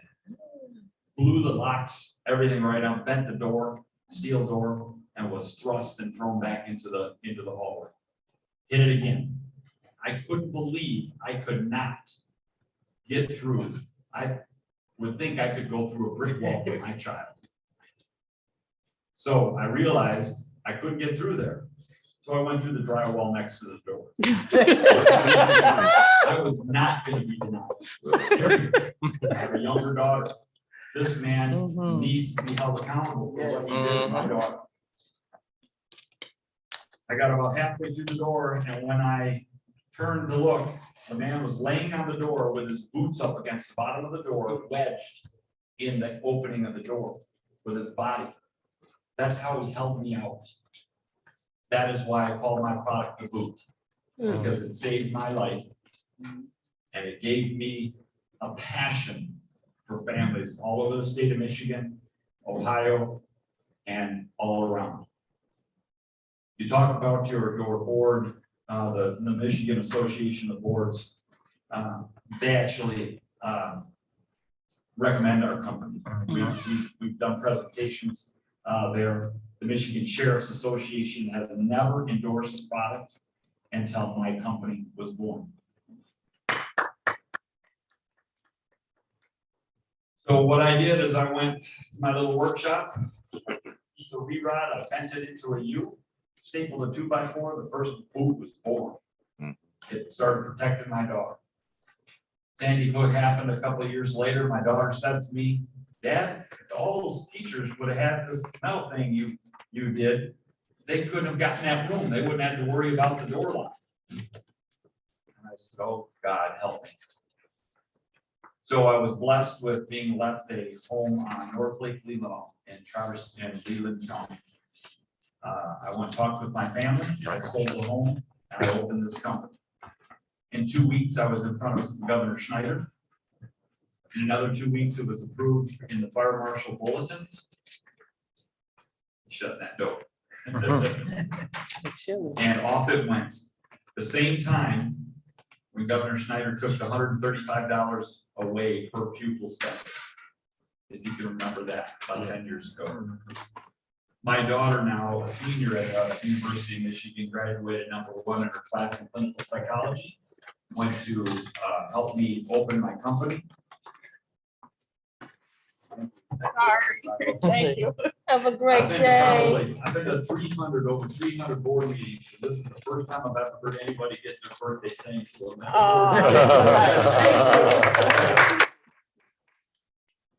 My daughter gets a degree and a master's in clinical psychology because of the attack, because when she was looking into this man's eyes, she knew there was something wrong and she wanted to make a difference. She had the opportunity to work in several different psychological places in Pontiac, Rochester, different things like that, until she was offered a full-time position. I doubled her salary and she came to work for Dad. We've been together ever since. So I'm blessed that I get to work with my daughter every day. And she's passionate just like I am on what we do. Now, there are things that we cannot and I will not talk about in open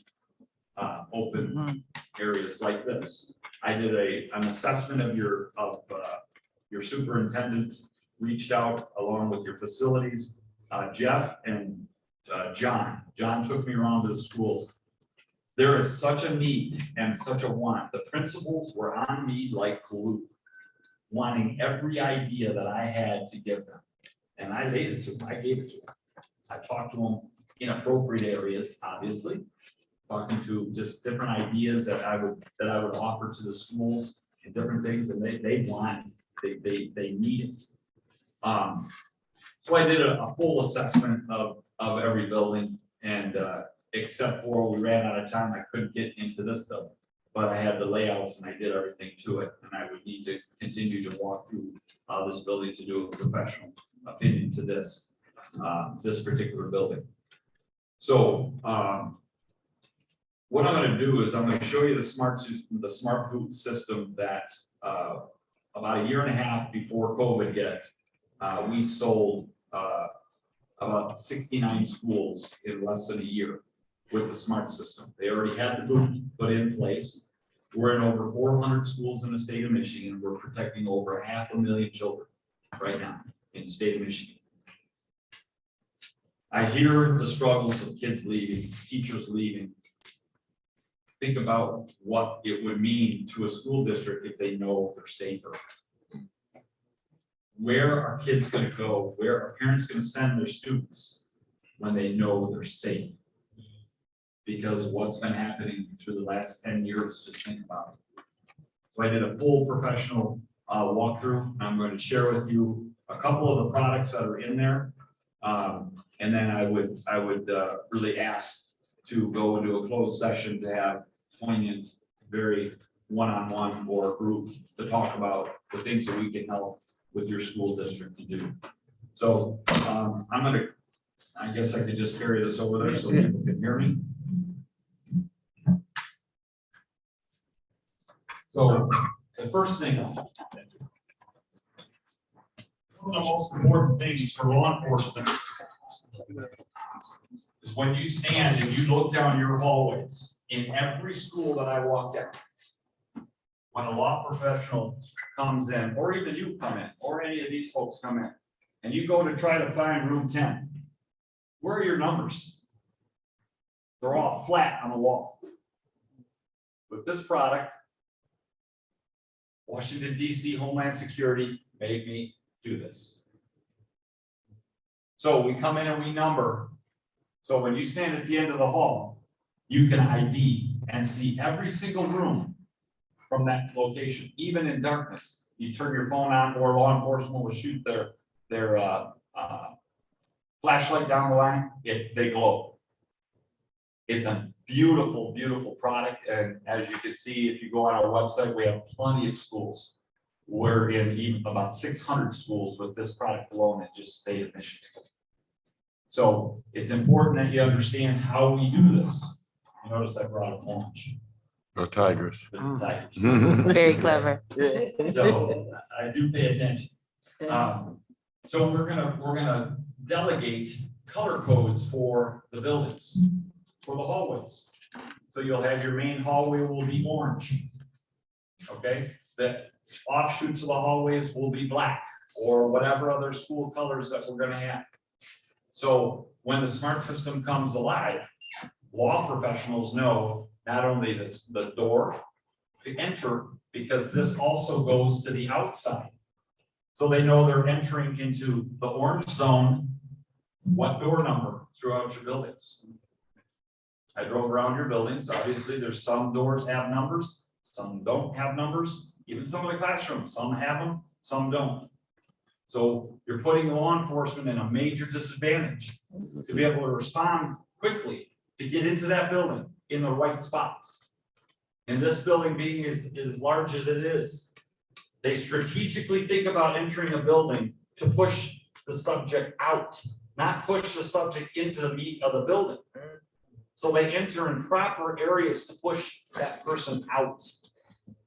Through 911 and through the communication, he's out front of our door. He's right now, he's here. Now he's here. I walked into your school, into all your classrooms, not all of them because we had kids in a lot of them, but a majority of them. Asked a couple teachers, how come you don't have numbers inside your classrooms? Your kids even know the number of your classroom? I didn't even think about it. Why? Why is it important? Sandy Hook. The first 6 or 8 children that were running out, the police officer was saying, what hallway? Where is he at? They were yelling. I can't tell them, say the name of the teacher. Mrs. Smith's room. He's like, Mrs. Smith's room? Give me the room number. Yeah. And the kids had no idea where they were running from. A hallway, B hallway. Give them some information to give them a chance. So in the 10 years that I've been doing this, the day after the horrific thing that happened 2 weeks ago, I had a very close friend from Homeland Security call me. The hard and the true fact of the matter is, there was a law professional there, which was on the news. He was a police liaison officer. It still took him 10 minutes to get to the shooter. 10 minutes. Because he didn't know where it was. So this is why the smart system is so important for your schools. And I'm going to run that, and that works along with the placard system that we've talked about. So the boot is in these boot boxes. There's 2 boxes, one over here on the floor over here, one on the table right next to the door. This is just a half a door.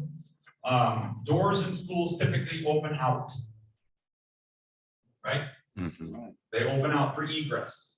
The state and our new governor actually made it a law last June that I can drill and put my product and only my product on fire-rated doors. She stepped up like any woman would, like my daughter did. Unlike Governor Schneider, he put it into proposals and got bulletins. She took it to the next level and said, we need to do this.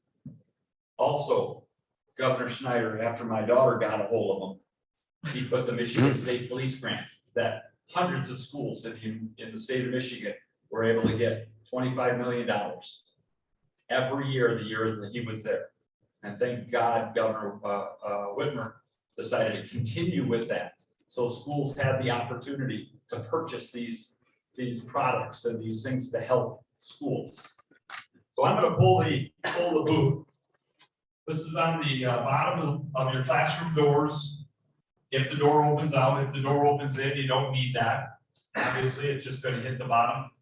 There's 2 holes that are drilled into the floor. It will withstand in a Warnock door when it was tested in Washington, D.C., over 10,000 pounds of pressure. the door actually collapses at 10,000. And the boot still sits in the floor. The door will collapse over the top of it. So you're talking about a true lockdown device so the kids are safe behind in that classroom. This is how basically it works. Lockdown will occur. 3, I just locked the door. 1, lockdown, Notice the lights, lockdown, lockdown, the other boot box. lockdown, And that's just programmed for this. This lockdown, building I can light up in less than 5 seconds. lockdown. And on the tablet that I'm gonna show you in a moment is gonna actually tell on the superintendent's tablet, the principal's tablets, or whoever decide exactly where it started. Exactly, the exact room number. Okay, so you hear that one going. Watch your school. That will continue going. What if kids are stuck in the hallway? Where are they going? They want to go back to their classroom. They can't. The boot's already down or the door's already locked. They listen. They run to the boot. We teach the children to pull it and put it in and go into their safety area. This is a full comprehensive A to Z system that we will be training with, that we are endorsed by your sheriff. Talked with him on the phone. He really wanted to be here, but with Tuesday, he's dealing with a lot of stuff going on. I'm a little annoying, but it's okay.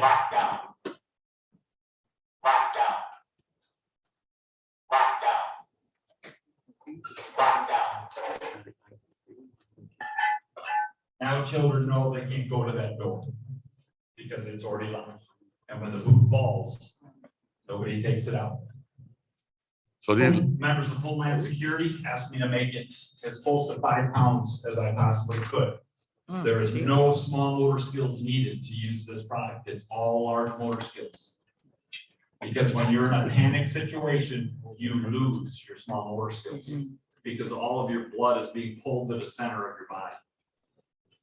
I became one of the most wanted person in schools. I do free analytics. You don't have to buy a single thing from me. But when we're done, your children and you guys are going to be safer. If you spend a penny with me or not, doesn't matter. That's not what my family's goal is. My family's goal is to take care of everybody. So after the lockdown occurs, there was always difficulty saying when it's okay to get out and make it all clear. And I'm going to add, our product is the only product in the world that I own the patents on, all of this technology, that are ADA compliant. Sound and sight. I have a learning disabled son. We have Bobby the Boot, if you notice, for the young kids. The Michigan State Spartan company that made Sparty made Bobby the Boot. We have a full-size guy to come in and train and work with the kids so they're not afraid. They need to understand they're in a safe room when the boot is put in play. Those are there. So when law enforcement arrives, they take over the tablet.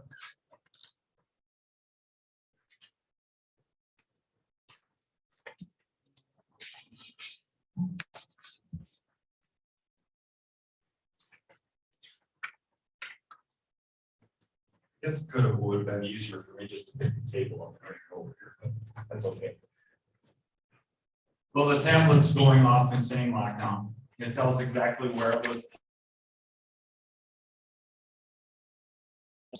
It has the capability to go right to 911 via Wi-Fi. They still rely on the phone calls, but now law enforcement knows exactly where it started. Exactly. So think about the tragedy that just happened. The first boot pull where the guns started firing, the law professional would have known in less than 30 seconds would have been to that location. It would have saved lives. It would have given kids that are just around the corner places to go to be safe, because the red lights are in your hallways, the boot boxes are talking. It's identifying and telling them to go, get out, find yourself in your position. So when the system is cleared or you're ready to clear the system, it's very simple.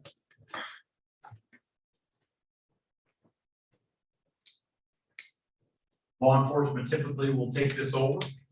And All clear, all clear, that is my all angel clear, all that clear, survived. all clear, I all get to clear, hear every day. all You notice the clear, green lights all down the hallway. all clear, all The clear, boom box is telling all students clear, all it's clear. okay to come out. Law professionals have the opportunity if there's a injured student or an injured faculty member out. They have the opportunity, they're trained that they can keep certain areas in the building locked down and allow certain areas of the building to go clear and remove those children. Because you don't want children walking through a crime scene or a possible issue. So those are the things that we have available for this product. It continues going yellow until the building is cleared, or excuse me, green. And then it's simply and it resets itself and it's ready to go.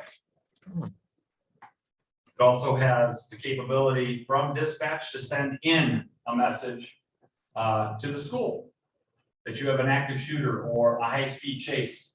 They can give the school a heads up without them even calling. They can send it right to the school. That there's a high-speed chase coming down, I don't remember the name of it. Call that. Right down this road. And if it continues to go right by, dispatch can take the system out of orange. Because it turns into an actual soft lockdown, which means you're staying in place, you're not changing classrooms. You're staying there because there's potential threat. But if they turn in here, because what are schools? Schools are soft targets. If that car was to pull in here, dispatch can automatically put the school into lockdown without that person even getting out of the car yet. And giving your students and your staff the opportunity to clear the hallways, to get themselves behind the hoop and the barricade and be safe.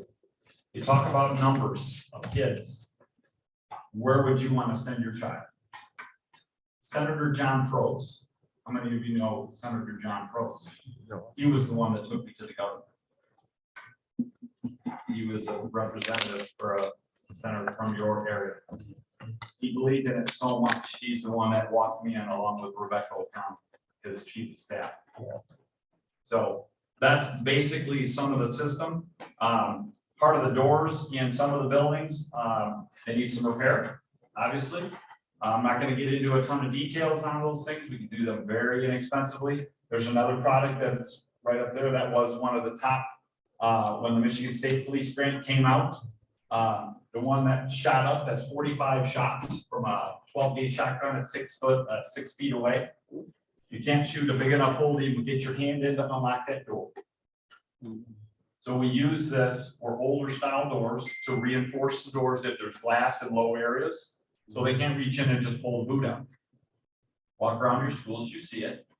You see it. So we would get together on a one-on-one basis or with a group of facilities. Give you my report, verbal. We can walk around the schools. I show you exactly what I would do. You're talking about the signage and different things. We need ballards in front of the doorways. Another thing that I can just drive my vehicle right in. Just like they're hitting your sign, you're doing the best thing you can do, and you can't stop it six times. Thank God no children were there. Right. So we go all the way from point A to Z with the system. So is there any questions? Do you have anything for windows? Yes, it is. Yeah, the ballistic shield is, I was asked to Lieutenant Colonel Kalinsky, Homeland Security Director for the state of Michigan, when the grants started coming out. It's just when I use Homeland Security, they can't endorse anybody. Now I've become friends with them, so they say, hey, Rob, you should think about this, or you should try to invent this. So we designed that. Those are at TCAPs at Grass Lake and Jackson, Sterling Standish, Battle Creek, Flint, Powers. They're all over the state of Michigan on the entry points of the glass, because we'll have to educate some people about how glass is actually made and put it in for the building code. Because it's called popcorn glass, and then there's laminated glass and different things that we educate and teach, even law professionals, what glass they're going to hit. But yes, we have the answer to that. I just want to say this is like deja vu, okay, like deja vu. I was watching about Oxford and how some of those, they had a different company, but they had a system like this in place that they said protected a lot more of their students that they installed 4 years ago. So I told the board president, I was going to talk to the superintendent about after shooting, and it's like he read my mind or whatever. So this is something that our district needs, and I am thrilled that you're even presenting in front of us. So thank you. Thank you. I'm honored to be here. And I was so excited, even though it wasn't my company's product, but my daughter gave the ability for that company to be able to put their product only handles about 400 pounds of pressure, but it's still slowing them down enough. So we're very, very proud and very happy for that. So there is a law now along that Governor Whitmer put out, because when I invented this with law enforcement, a lot of people copied me. A lot of people brought things in. So there's very specific laws that are legal and illegal in our state. Our product is one of 2 in the state of Michigan that is legal to put in your schools. And we have all the legislation to back that up to show you your school. So I just gave a quick summary of overview of cost to your district. I broke it down into a few different ways for your district to consider. I sold 4 schools in one day yesterday, $2.9 million. But more importantly, I'm keeping 15,000 faculty and children in those 4 schools safe. That's the dollars that we care about. So, are there any additional questions? Vice President Brad. Yes, my question, I was up there listening to that, and I did take the, there was a course that MASB did offer about security in schools, and I think the boot did come up as one of the safety deterrents.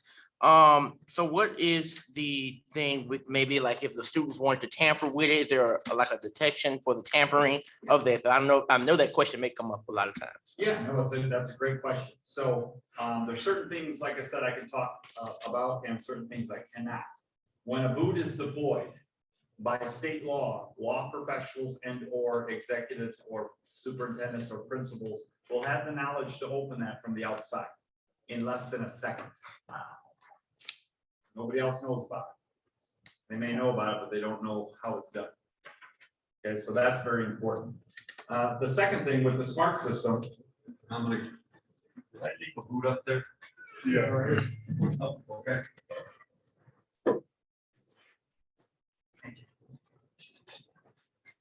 Take this with me. More importantly, another thing from Homeland Security, members of Homeland Security asked me to do. I'll put this back in its cradle. Now it's reset. You notice there's a warning sign on the boot box. So if a child at any age comes and touches or does this, what is this? Lockdown will occur in lockdown, disengage. They're gonna put it right back. Okay? Now what happens? You come to that tablet and tell the principal or whoever what room a boot has been pulled and replaced. Oh, Lord. So you're going to walk down to that particular room, and you know if Tommy did it, Timmy's gonna throw him under the bus. Because now this is the same thing as pulling a fire alarm in state law. Oh, gotcha. That was another one that Governor Whitmer put into place. If you tamper with a life safety device, which we have, you can be taken to jail. So we have all of these things. I went through, like I said, your schools. I feel very, very confident.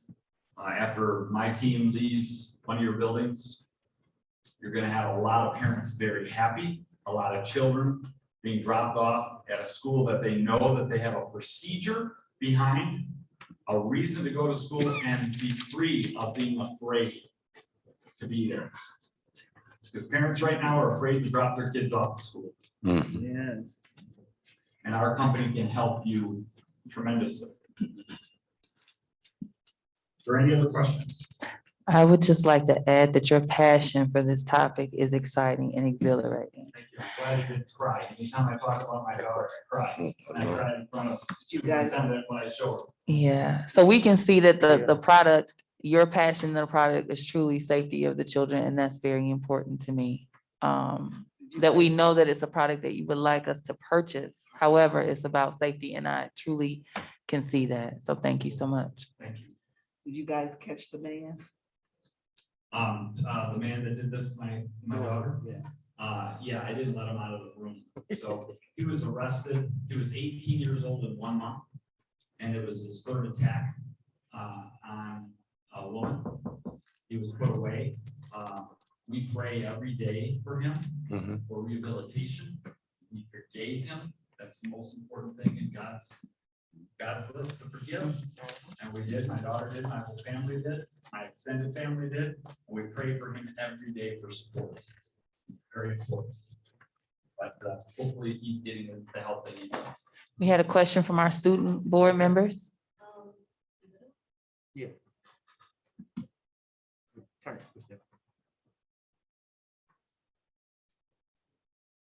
just had a comment. I just want to say as a student, thank you so much for, just the work that you're doing. You're trying to keep us safe. It's really it's making me happy that this is possibly going to our school and will make it a lot safer. Thank you. You're welcome. I'm doing it for you guys. Thank you so And much. everybody in this room. Thank you for entering your first official board comment or question. Woo! All right, Dr. Townsend, did anything that you would like to add? No, I just wanted to share this with the board. Maybe we can take this conversation to Facilities? committee. Mhm. And just if there's any other extended thoughts, just want to, I don't want to do anything without the board understanding what's going on, but I want to make sure I'm going with the board once we do. So thank you so much for allowing us to speak, and thank you so much for coming up. All right, Dr. Townsend, strategic plan update. Yes. So a culminating strategic plan retreat was held on Saturday, December 14th. It was attended by over 40 people who are stakeholders, members of the community, or staff of the district. Data was shared and feedback was taken regarding the direction of the district. Deb Macon, our Michigan Association of School Board facilitator, has compiled the information and has prepared a draft copy of the mission, vision, and belief statements and goals for the district moving forward. This draft was sent to school board members late last week. An implementation meeting will be taking place on next Tuesday, December 21st, with various staff in the district. This day will determine how the goals will be achieved and will result in a 2-page written document that must be approved by our Board of Education. I would like to thank everyone who participated, not only in the retreat on December 4th, but the entire process that started months ago. We had nearly 600 participants, and it really provided rich data. So I'm super excited that this board has decided to go through strategic planning. I would love to get this approved in the new year, and this is just the first step for securing the future of the students of our district. Thank you. Any questions, comments, or concerns regarding the strategic plan update? Go ahead, trustee Bowens, and then we'll go to Vice President Bradley. I just want to say, that strategic plan retreat held on Saturday, December 4th. Can I just be real with you guys? First thing was going on, I said, gosh, I'm missing some pay. I'm missing my paycheck. I'm calling in off the work. I got rent and bills to pay. And then as we started getting in and talking and discussing, and you got to see the excitement and energy. Then you got to see Dr. Townsend in action and his football coach, and he came up and energized the room. And then you got your Tiger from 78, I'm sorry. He got up there and did the pep thing, and it brought the excitement and energy in the building, and you left. And when you were able to look on social media, you've seen the community excited. I think they are going to be excited about the strategic plan, our mission, our chant, and everything. It's truly empowering when we work together for the greater good of our children. I think so too. Thank you, trustee Bowens. Vice President Bradley. I just want to say real quick that I'm glad that the board is starting this process and has started this process. Saturday was awesome. I had a great chance to socialize and, talk with a lot of people that you haven't been able to really talk to because of the pandemic. And, especially for people in my generation, we love being social. And even if we're antisocial or, introverts and all that, it's always that good energy to give back. And, you have a lot of knowledge going back and forth and a lot of ideas and brainstorming. So, thank you to our superintendent. Thank you to the fellow board members, because I know that was one of the things when I first got on the board that I really wanted us to do was a strategic plan.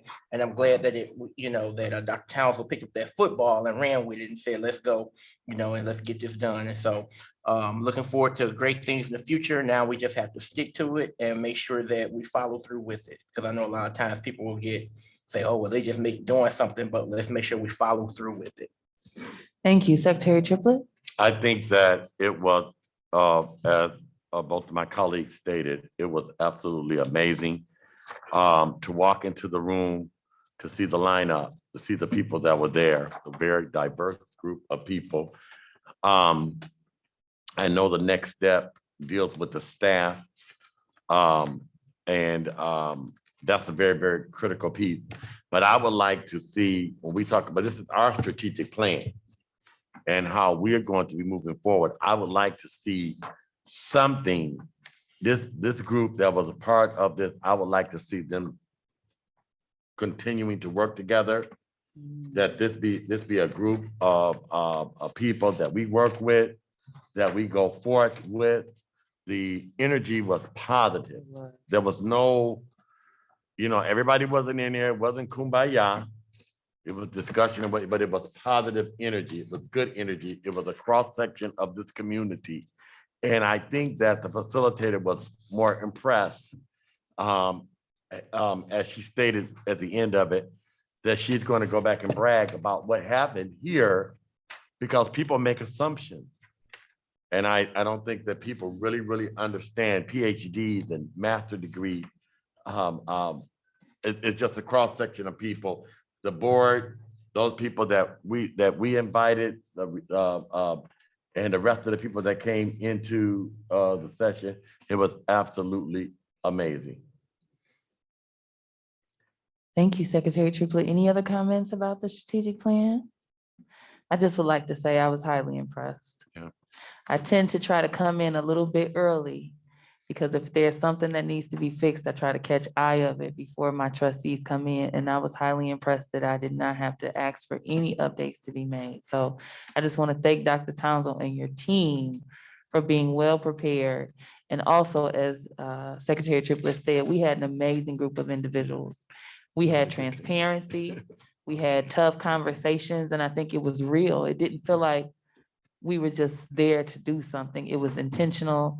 There was passion in the room, and we really had a successful day. So thank you, Dr. Townsend and your chiefs and our staff for preparation. Thank you to the community members that attended, and thank you to this board for your efforts made. I'm really excited to see how things move forward. And I like the idea that Secretary Triplett presented with continuing the relationship with the stakeholders that were present. I think that will be effective for our future movement made with this strategic plan. So well done, Dr. Townsend.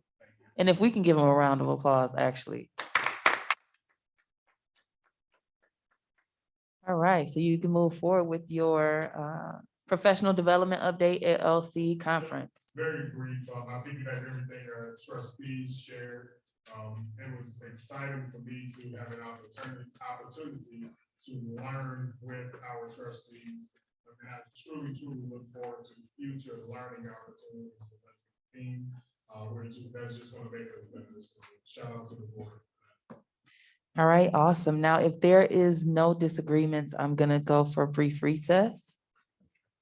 And currently it is 7:43. We will reconvene at 7:50. Madam President, are we supposed to take a vote? For what? Ravine, recess. No, unless there's someone who disagrees. No, let me, can I dismiss our students? Yes, I usually let them go at 8, but since we can come back at 7. trustee Bowens, are you want to keep going? I You're do. more than welcome to take it to a vote, but I think you might lose. But if you'd like to do that, Well, we got a choice. We can keep going or we can lose a majority, but we can't do anything. But we can go. you have to leave. It's gonna, I- 7 minutes will cost you. I gotta work in the morning. Happy We you can go got a ahead. We job. can take a break, right? Okay, so, Be back at work. okay, so let the chair resume. We're gonna take a brief recess. We will come back at 7:50 on the dot. All right, I bring this meeting back to order officially at 7:57 PM. I apologize for the delay in us returning. We are going to proceed with our policy review, first of two. So this is the first reading of the listed policies. I'm gonna defer to Dr. Townsend. Yes, so with regards to policy, remember, we're updating all of our policies. So this policy, I would like for each board member to take the opportunity to do our first reading of the upcoming policies. I'll give you a brief overview of what they're about.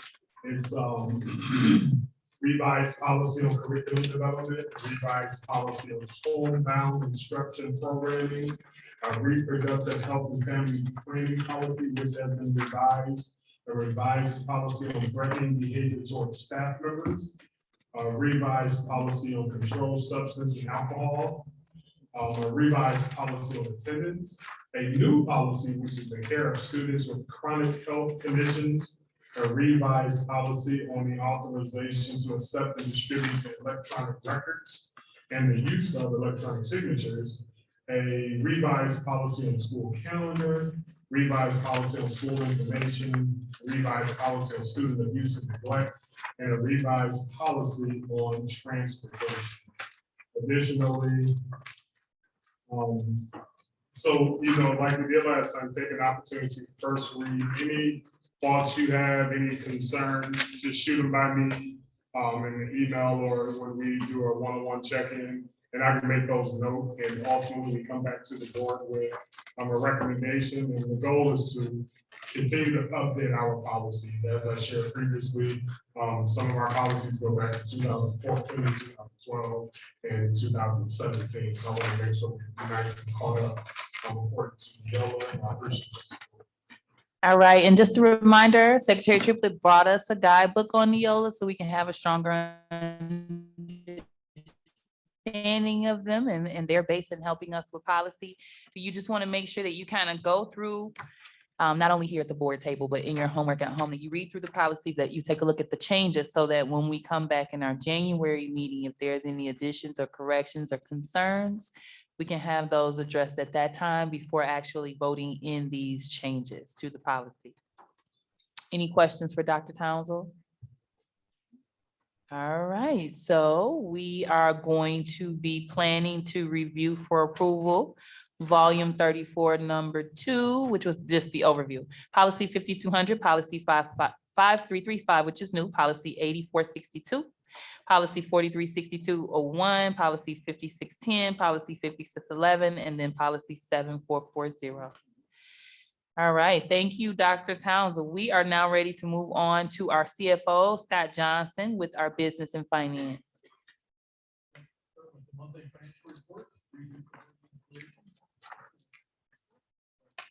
I can't hear him.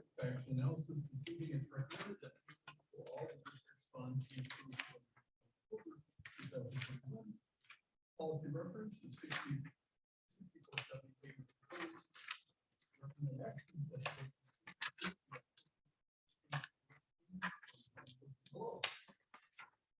Is there a motion to approve staff report F1? So moved. Support. The motion has been made by Secretary Triplett and supported by Vice President Bradley. Any questions, comments, or concerns? Hearing none. Secretary Triplett? President Robinson, Yes. Vice President Bradley, Yes. Secretary Triplett, yes. Trustee Bowen, No. Trustee Rocket Martin. Yes. Motion carried. All right, and just want to remind you all, if you're not using your laptop, you can actually close it and bring your mic a little bit closer to you. It worked for me. All right, next on the agenda is the summer tax resolution. Mr. Johnson. Thank you, Jason. For board concerns, this year, the board votes on a resolution collecting 100% of the school property tax analysis by levying 100% of the school property tax payable by December.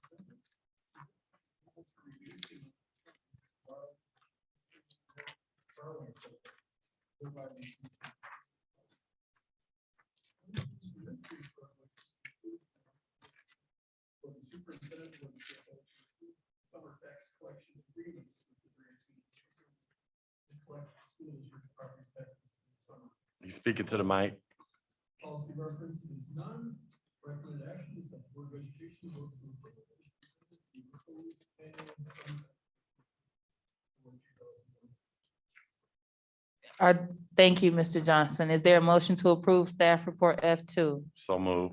Support. The motion has been made by Secretary Triplett and supported by Vice President Bradley. Questions, comments, or concerns regarding staff report F2?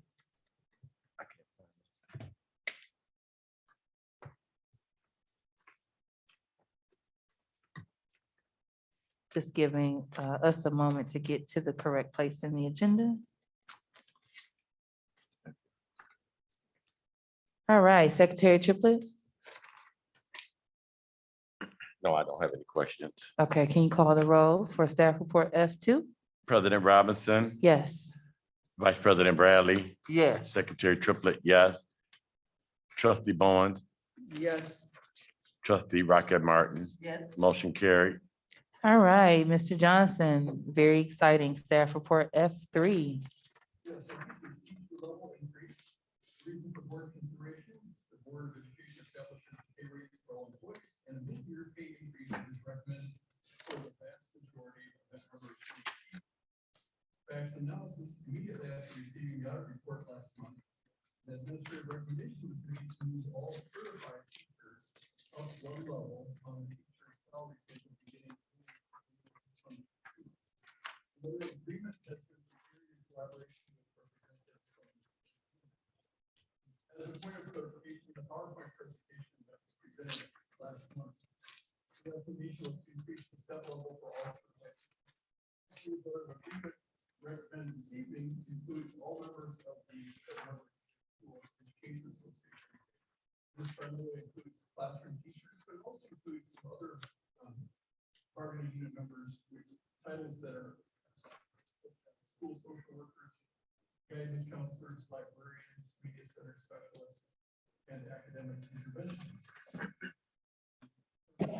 Cost increase for this recommendation that was presented back in November does include these bargaining unit members as well. Policy reference 6510, payroll authorization. Recommended action is that the board as presented the letter of agreement with the Benton Harbor Area Schools Education Association /NEA effective from January 1, 2022 to August 31, 2022. All right, thank you, Mr. Johnson. Is there a motion to approve staff report F3? So move. Support. The motion has been made by Secretary Triplett and supported by Vice President Bradley. Any questions, comments, or concerns? So when you said that there are other entities that is included in this, are they a part of the Benton Harbor Education Association? So all of them are. The letter of agreement covers all members of the bargaining. Okay.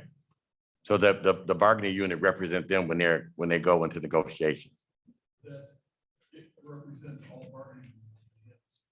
So my point in that paragraph is that there are some employees who have titles other than the teachers. Right. who are part of the bargaining. Okay, yeah, that was my question. They're part of the bargaining unit. Okay. All right, Vice President Bradley, did you have a question? No. Okay, any other questions? Oh, I see the letter of agreement between Benton Harbor Area Schools and the Benton Harbor Area Schools Education Association. I see the signature of the president of the BHEA, but I don't see the signature of the superintendent. Is there any reason why in our booklet over here? Okay, so it is, Yeah, it's probably not updated. So- okay, and this is the actual, the paper document that we have has Brenda Terrell's signature. I see he signed this report, but over here on this report, it is not signed by our superintendent. Oftentimes, letters of agreement, if any organization, are presented to the Board of Education for approval before they are signed by a district representative. Okay, Unless it's a tentative agreement, that's separate. from letter. okay, so I just wanted to make sure that for the record, and so that we will get a copy of this with our superintendent's signature on it. Subject, okay, thank you. Vice President Bradley? Okay, and then, so my quick question is, you probably already mentioned this, where will this funding be coming from for this increase? From the general fund. Okay, Which is being augmented with some. okay. So one more question. You said it's coming from, is there a total amount? Have you guys, do you have an amount that this would be? Yeah, we, I don't know, we got on the tip of the finger, we presented it last week, excuse me, last board. 188? It's linked on the, oh, yeah, Excuse me? it's linked to the agenda. I'll pull it right here. Is it this projected cost slide? Yes. Yes, okay. Okay, so it says 2021, 2022 partial year, 188,320, 2022, 2023 full year, $282,480. So it's reflected in our PowerPoint. Thank you so very much. The question that I wanted to ask or just make a notation of, it was actually pertaining to a conversation that Dr. Townsend and I had, that we have a handful of individuals that are not included, which are our CTE staff. So what I expressed to him is that I want to ensure that we are looking at ways to supplement their employment as well, because they're not included in the bargaining agreement. However, it would be my preference, and I would be confident in saying, and I speak for the full board, that we're able to compensate all of our teachers regardless of whether they are covered by this agreement or not. And so what I discussed with Dr. Townsend is working with the CFO and our HR chief as well to outline out what that will look like and then give us an update. One more question. It's kind of loose when you say that it'll come from the general fund and our ESSER funds and what have you. We have not finalized things as it relates to our ESSER funds. So it's just to me, that's just a loose statement, but we'll be able to meet this agreement. Even if say for instance, if it's just from our general fund, because I don't see anything on the, I was at the ESSER, the meeting for the ESSER funds, and I was gonna bring that up later on, but anyhow, but it's just like a general statement just from our ESSER fund. We might have extra money because we did discuss in the ESSER fund meeting, I mean, for the community and what have you, I did attend. And we were talking about bonuses and different things. So that would be something separate and apart from this increase. That there again, this is the increase that's coming from the general fund, but the ESSER fund, what we're talking about, what we discussed in there was a lump bonus for our teachers. Okay, so that's something that we've talked about, that was brought up in there, and we still have some more work to do with the use of our ESSER fund. I did share with the superintendent, like in Flint, from, just from the connection at the meeting. In Flint, they used a portion of their, they used a part of their ESSER fund and was able to find a way, not find a way, but was able to justify it and what have you. Because one of my responsibilities was to meet with the president of the Board of Education for Flint Public Schools. They gave their teachers $25,000, a lump sum of $25,000 in 3 payments of $7,500 from their ESSER funds. And so they have way more employees than we have, but that's something that I have the information on that I will share. So I just wanted to not get that mixed up, that, the statement just seemed kind of loose. We'll use some of our ESSER funds or what have you. But if we don't use it in that manner, the general fund, could the general fund handle that? Yep. It can't handle it? Yes. Okay, thank you. Thank you. All right, so we've already had a motion to approve and accept and comment. Secretary Triplett, can you please call the vote for staff report F3? President Robinson, Absolutely, yes. Vice President Bradley, Yes. Secretary Triplett, absolutely yes. Trustee Bowen, Yes. Trustee Rocket Martin, Yes. motion carried. Thank you. I would like to give Benton Harbor Area Schools a round of applause. And trustee Bowens, if I would have heard a no, I probably would have jumped across this table on You you. ain't trying to get that heat. You wasn't gonna be on. You ain't trying to feel that. I was gonna be the Grinch who stole Christmas. All right, let's move forward with the farm lease agreement. Thank you. Reason for board consideration, the district owns a farm of approximately 136 acres, and it has leased this vacant farmland to a farmer for the past several years. Facts and analysis, the farmer that has leased the land in the past has expressed interest in extending the lease, and the lease is currently being negotiated between the district and the farmer. Policy reference is 7300, disposition of real property, which includes lease language. Recommended action is that the Board of Education vote to authorize the superintendent or the CFO to negotiate a lease of the board's farmland for up to 3 years. And you'll see in the packet a sample or a draft of an agreement from a prior year. And this is not necessarily the version, it is not the version that would be negotiated. I would anticipate that we'd be looking at some increase to reflect inflation. Thank you. So I did have a. Okay. Motion, is there a motion to approve staff report F4? I make a motion to approve staff report number F4. Is there a second or support? A second. All right, and then we are gonna go ahead and go to Secretary Triplett. I know he had a question. Yes, and I think I was a little bit confused, Mr. Johnson, not really confused, well, you're confused when it says such renewal may be authorized in writing by the superintendent or chief financial officer without additional Board of Education approval. That was talking about the lease. Correct. So it goes down here, what is that, the lesser? Okay, who is the lesser? That would be the owner. It's LESS, lesser. Actually, I'll double check. It says the lesser reserves the right to sell this property. Is that the district, the That's Board of a- Education? I believe so. Yes, They can't sell it. right. That's what I'm asking, but it's LES, it's not LEA. So yeah, we are the leaseor. We're the person that's The leasing. leaseor, Yeah, later below, you see the leasee use. So we're the person providing the lease and they're the one that are making use of. so this is the leaseor. Yeah, Okay, that's us, the Board of Education. Right. So not the chief officer and the superintendent have that right to sell it. They I don't- think they that can't would be make the that decision. district. Yeah, it would have to be Yeah. us. Is that not correct, sir? I'm not sure I understand the question, but there's no expectation that the superintendent or I would seek to sell the land without the board's approval. Okay, I mean, I'm just wondering, I just want a clarification. Yeah, we can. get- Okay, we can as I clarify saw that. those areas highlighted. And I always pay attention without board approval or without additional board approval. That sometimes serves as a red flag for me that I want to ask that question for clarification. So thank you so very much for the clarification. Okay. Vice President Bradley? And I just wanted to add on to what Secretary Triplett is saying, but I do understand the language, but if we could add that in there, probably putting it in that language in the future thing that the lessor that put the Board of Education, so in that way, it won't be any red flags. It's the leaser, right? And the leasee. Lesser. So if you guys look at the It's top, lesser. so it's up at the top between Benton Harbor Area Schools, the lesser. Yeah. Yeah, and then A and B Costanza Farms LLC, the leasing. The leasee. Mhm. Okay. I think it's the leaser. I'm not gonna read.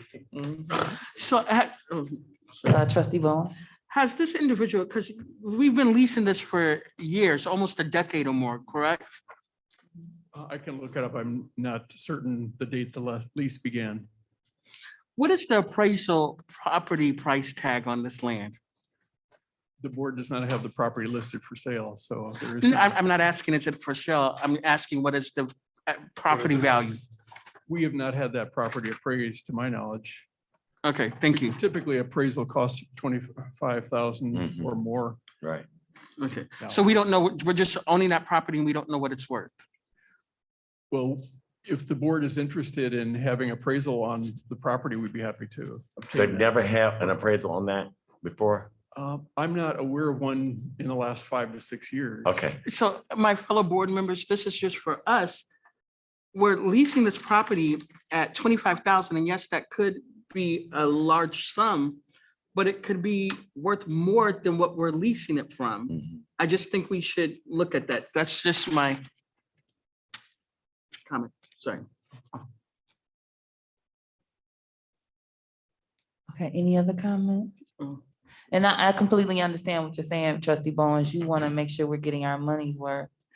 I think, and I made a joke, I don't know where we were, but someone was talking about, we were on a meeting.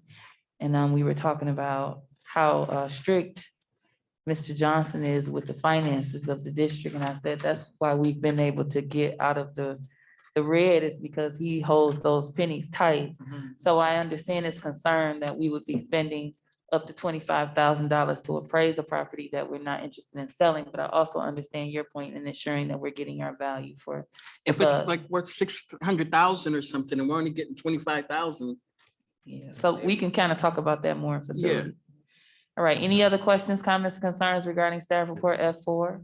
well, I guess like I said, well, if we've been doing it for 10 years, we really received $250,000 off of this, just leasing it.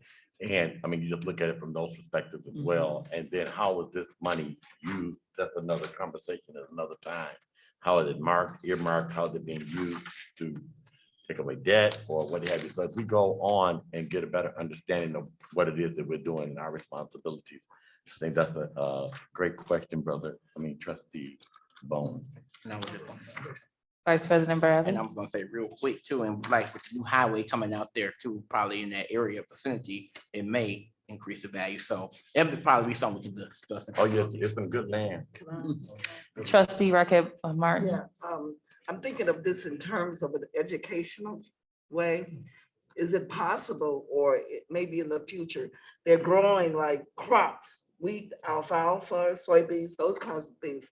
Is it possible for us to do a partnership with this farm for our CTE to have our kids go out and work the land and learn agriculture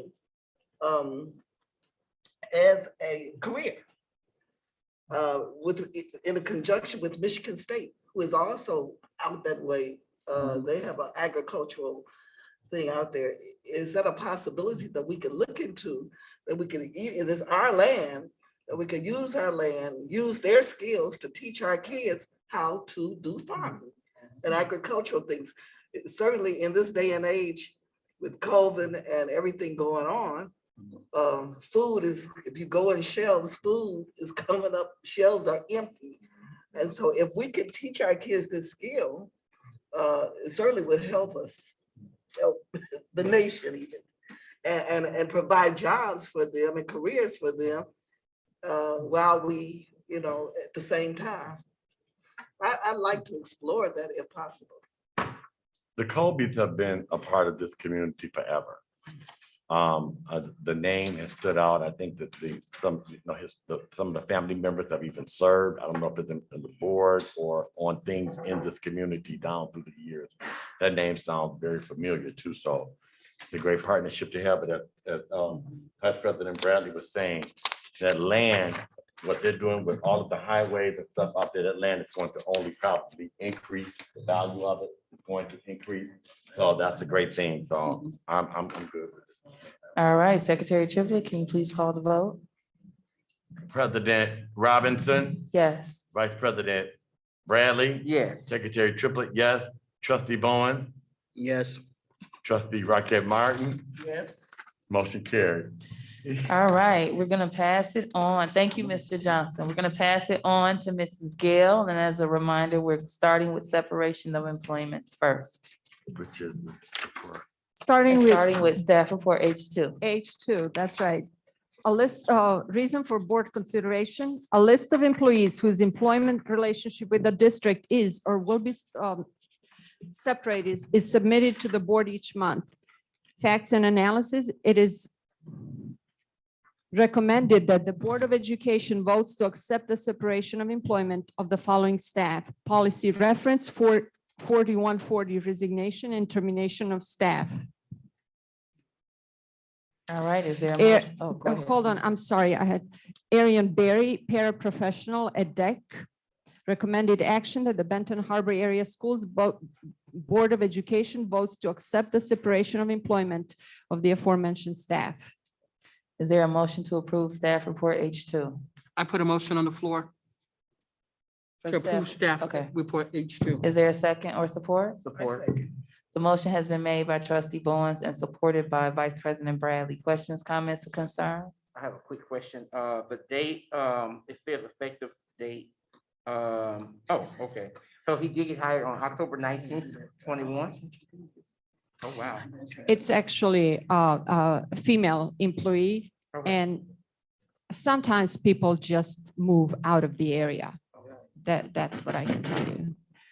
All right, any other questions, comments, concerns? I was gonna say that was a record. That was short, but that's it. All right, Secretary Triplett, can you please call the vote? Trustee Bowens. Trustee Bowens, Oh, yes. trustee Rocket Martin, Yes. President Robinson, Yes. Vice President Bradley, Yes. Secretary Triplett, yes, motion carries. Moving right along, staff report H3. Reason for board consideration, a list of employees whose employment's relationship with the district is or will be separated is submitted to the board each month. Facts and analysis, it is recommended that the Board of Education votes to accept the separation of employment of the following staff. Policy reference 3140, resignation and termination of staff. Sarita Robinson, graduation advisor at the high school. Recommended action that the Benton Harbor Area Schools Board of Education votes to accept the separation of employment of the aforementioned staff. Is there a motion to approve staff report H3? Make a motion to approve staff report number H3. Is there a second or support? A second.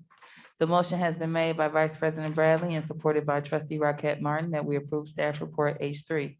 Questions, comments, concerns? Yes, was this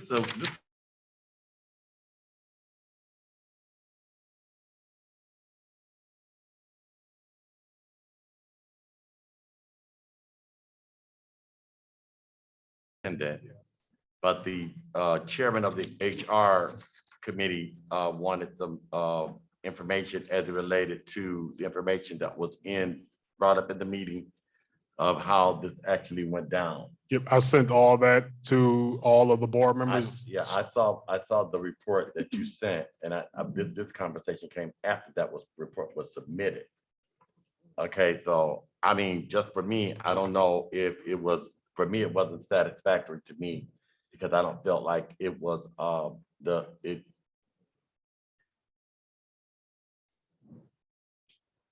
I'll move forward. Go ahead. I digress. Was that a question? That was, okay, No. we were on comments, right? Yes. Okay, Yes, any so other let it go. comments? Let it go. Hearing none, Secretary Triplett. President Robinson, Yes. Vice President Bradley, Yes. Secretary Triplett, no.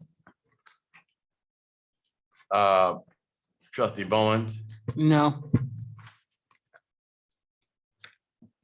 Trustee Rocket Martin, Yes. Motion carries. motion carried. Vote passes.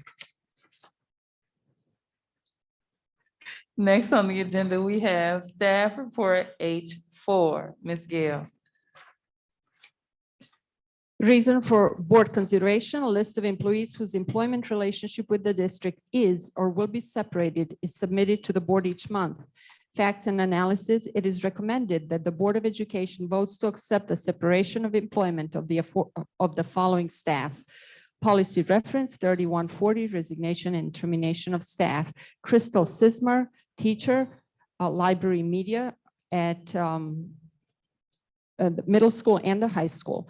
Recommended action that the Benton Harbor Area Schools Board of Education votes to accept the separation of employment of the aforementioned staff.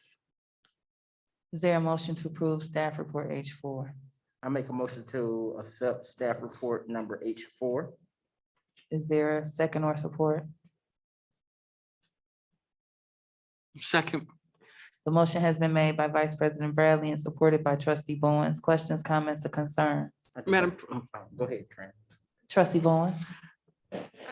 so do we not have a librarian anymore at the high school or Fair Plain Middle School? And wasn't this individual part of the literacy grant that we just got, or do I got them confused, mixed up? They was here prior to the literacy grant. Okay, But did her new position become under the literacy grant, because that's the way it was presented to us, that she was first of all, she was a teacher in this district. So to clarify, Ms. Sismar started out as a biology teacher, right. but she had endorsement in library, an ND endorsement. Last year, she worked as a library media specialist, but this year, her position was partially funded by the literacy grant. So that is correct. so, okay, thank you. So on my next question is, we don't have a librarian for the high school or Fair Plain? Not at the moment. We do have an assistant and 2 paraprofessionals who assist, but no, we do not have a certified librarian at the moment. We're Okay, that working gives on me hope. that. I was gonna say the kids can't even check out books. I'm getting concerned, but Yes, they can. yeah, thank you. They, I actually saw a presentation. We do have e-library where they can check books out electronically, and they are setting up physical library in each building, physical library. They were not able to check out books from the physical library because that was just being set up right now. Okay. I'll defer to Vice President Bradley for his comment. I was just gonna say, I know I had met Ms. Sizemore a few times, and she was very good to the, good addition to the team, and I'm going to hate to see her leave. And so definitely that. So my comment that I would like to add is I was highly impressed with the staff. She was very sharp. She was very excited, and I was wowed by the presentation provided. So I am sad to see her go. However, I understand that individuals have to make their own decisions for themselves.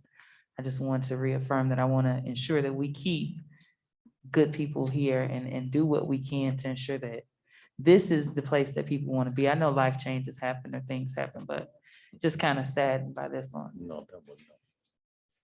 I have something to say in the HR meeting, and I did bring this up to the Chief of Human Resources. I am very concerned about this particular move. This lady was absolutely amazing. I don't think that the board is clear on why she actually left this district. And if we can stop all this, people move, people do, there are conversations that have been held in those meetings. And I am very sad. I'm very sad. This lady was absolutely amazing. And we're just going to have to really, as a Board of Education, we're going to have some real conversations, because this is a jewel. We lost a jewel. And I know we have this thing where we're working together. We're definitely trying to work together. But this was a jewel. And it was very disturbing to see such an amazing young woman who our children loved, our leaders loved, and this lady is now gone. And I'll leave it at that. But I'm telling you, I am very sad about this. I am. Thank you. I am as well. And the president is not impressed easily. I don't know how many people you had me compliment and say that I am sad to see them go. So I don't know what the next venture is in life for her, but if she's willing to come back to Benton Harbor area schools, I She would is definitely welcome. be willing to Yes. approve a rehire. So we're gonna proceed. If there are no other questions, comments, or concerns, Secretary Triplett, can you call the vote? President Robinson, It's with sad regret that I say yes. Vice President Matthew Bradley, No. Yeah. Secretary Triplett, no. Trustee Bowens, Yes.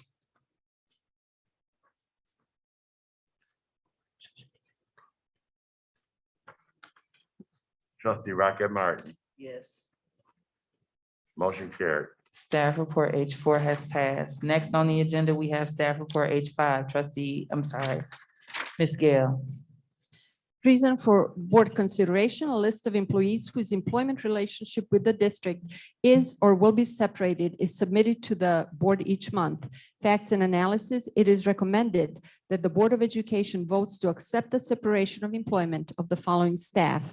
Policy reference 3140 resignation and termination of staff. Chelsea Clark, art teacher at MLK. Recommended action that the Benton Harbor Area Schools Board of Education votes to accept the separation of employment of the aforementioned staff. Is there a motion to approve staff report H5? I make a motion to approve staff report H5. Is there a second or support? I support. The motion has been made by Vice President Bradley and supported by Trustee Bowens. Questions, comments, concerns regarding staff report H5? Hearing none, Secretary Triplett. I got a headache. President Robinson, Yes. Vice President Bradley, Yes. Secretary Triplett, yes. Trustee Bowen, No. Trustee Rocket Martin, Yes. motion carried. Next on the agenda is staff report H6. Reason for board consideration, a list of employees whose employment relationship with the district is or will be separated is submitted to the board each month.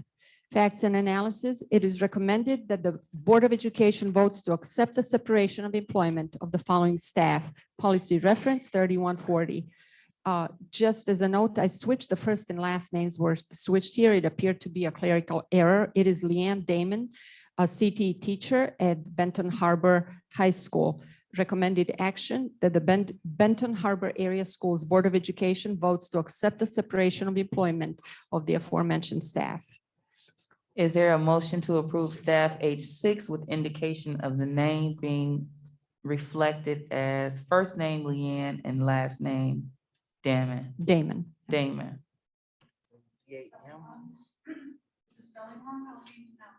You have the first name and the last name The switched. spelling was correct, but they were switched. Motion to approve.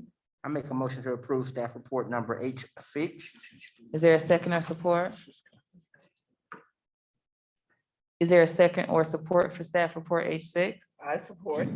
The motion has been made by Vice President Bradley and supported by Trustee Rocket Martin. Any questions, comments, concerns regarding staff report H6? Yeah, oh, sorry, Madam President. You have the floor. Did this individual give an exit survey? Are you aware? Can you please repeat the question? Did this individual give an exit survey? Yes. Okay. Are we privy to that? The board can be privy to that.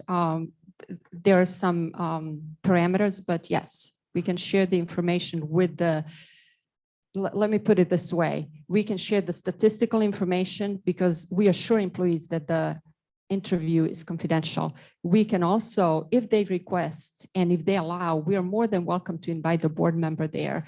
And if we share that, we would ask for their permission. Otherwise, we would share statistical information or we would black out the information that would identify them. Okay. Those are the options. Okay. And also, so does that mean we're at risk of losing the Cisco program because we do not have a qualified teacher teaching that?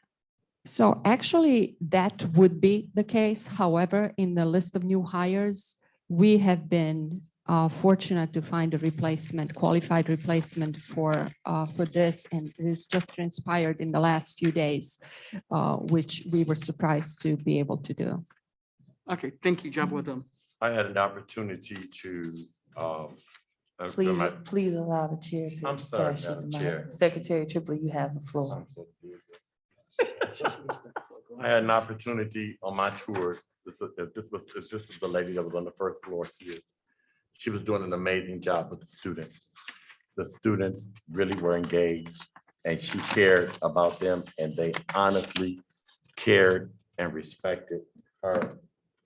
Another hire that is so disturbing is disturbing beyond measure. And I just have to put that on the record. And I'm talking about, I've been in here 3 or 4 times. And when I walk past that room, every time, no matter if I came in the morning, if I came in the afternoon, that classroom was engaged. And those kids were excited and respectful in that classroom. Really well. Thank you. All right, there's no other comments.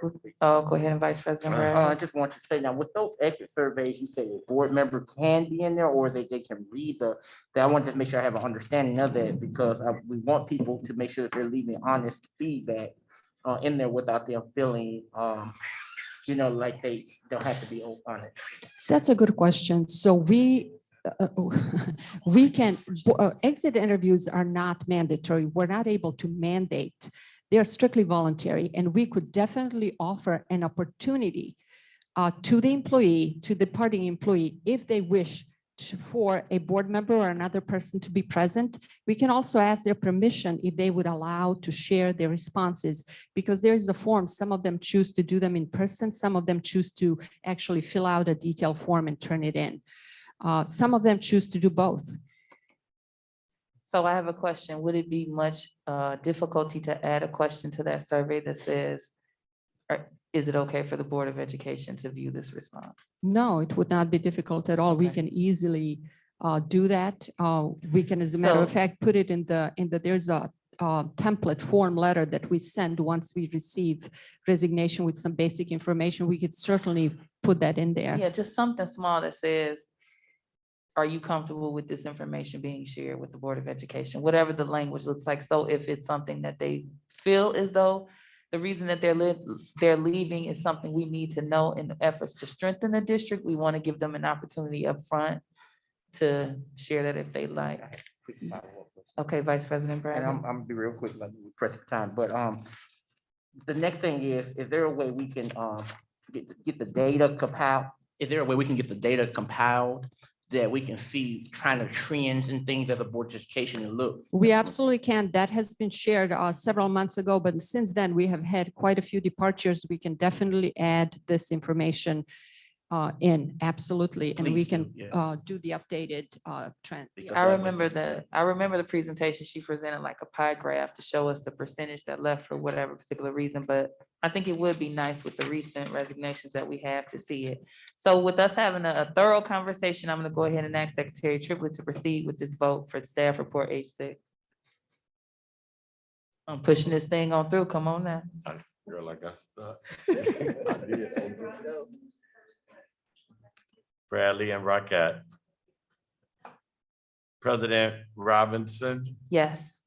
Vice President Bradley, Yes. Secretary Triplett, no. Trustee Bowen, No. Trustee Rocket, Martin, Yes. motion carried. All right, next on the agenda, we have staff report H7, Ms. Gail.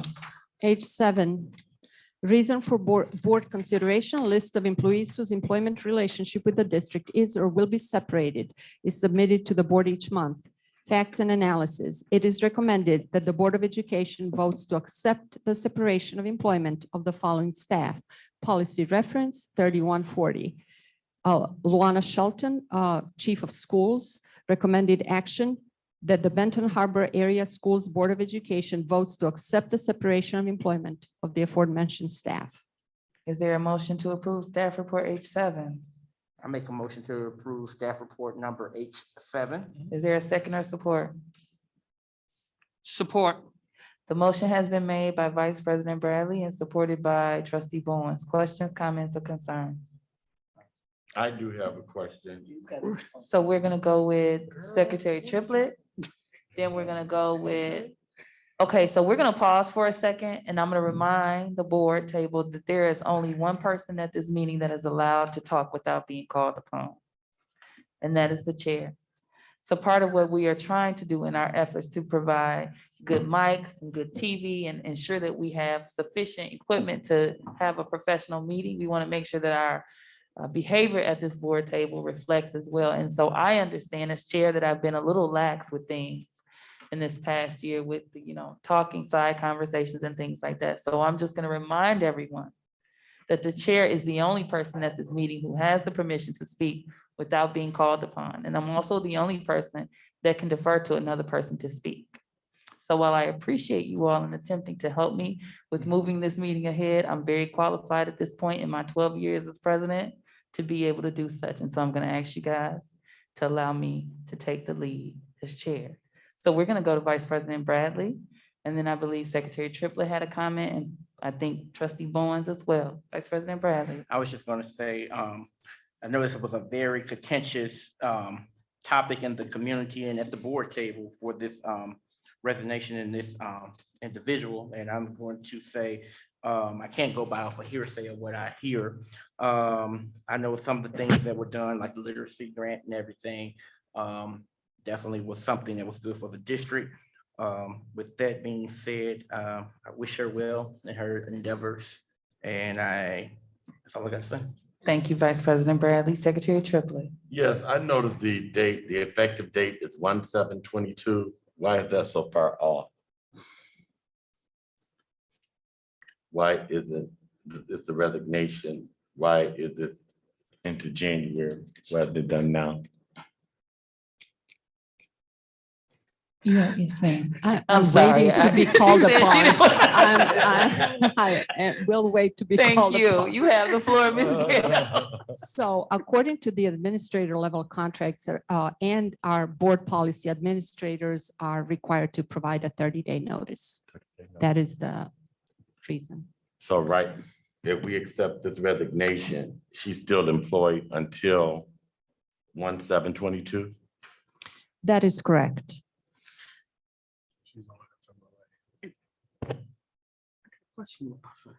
Trustee Bowens.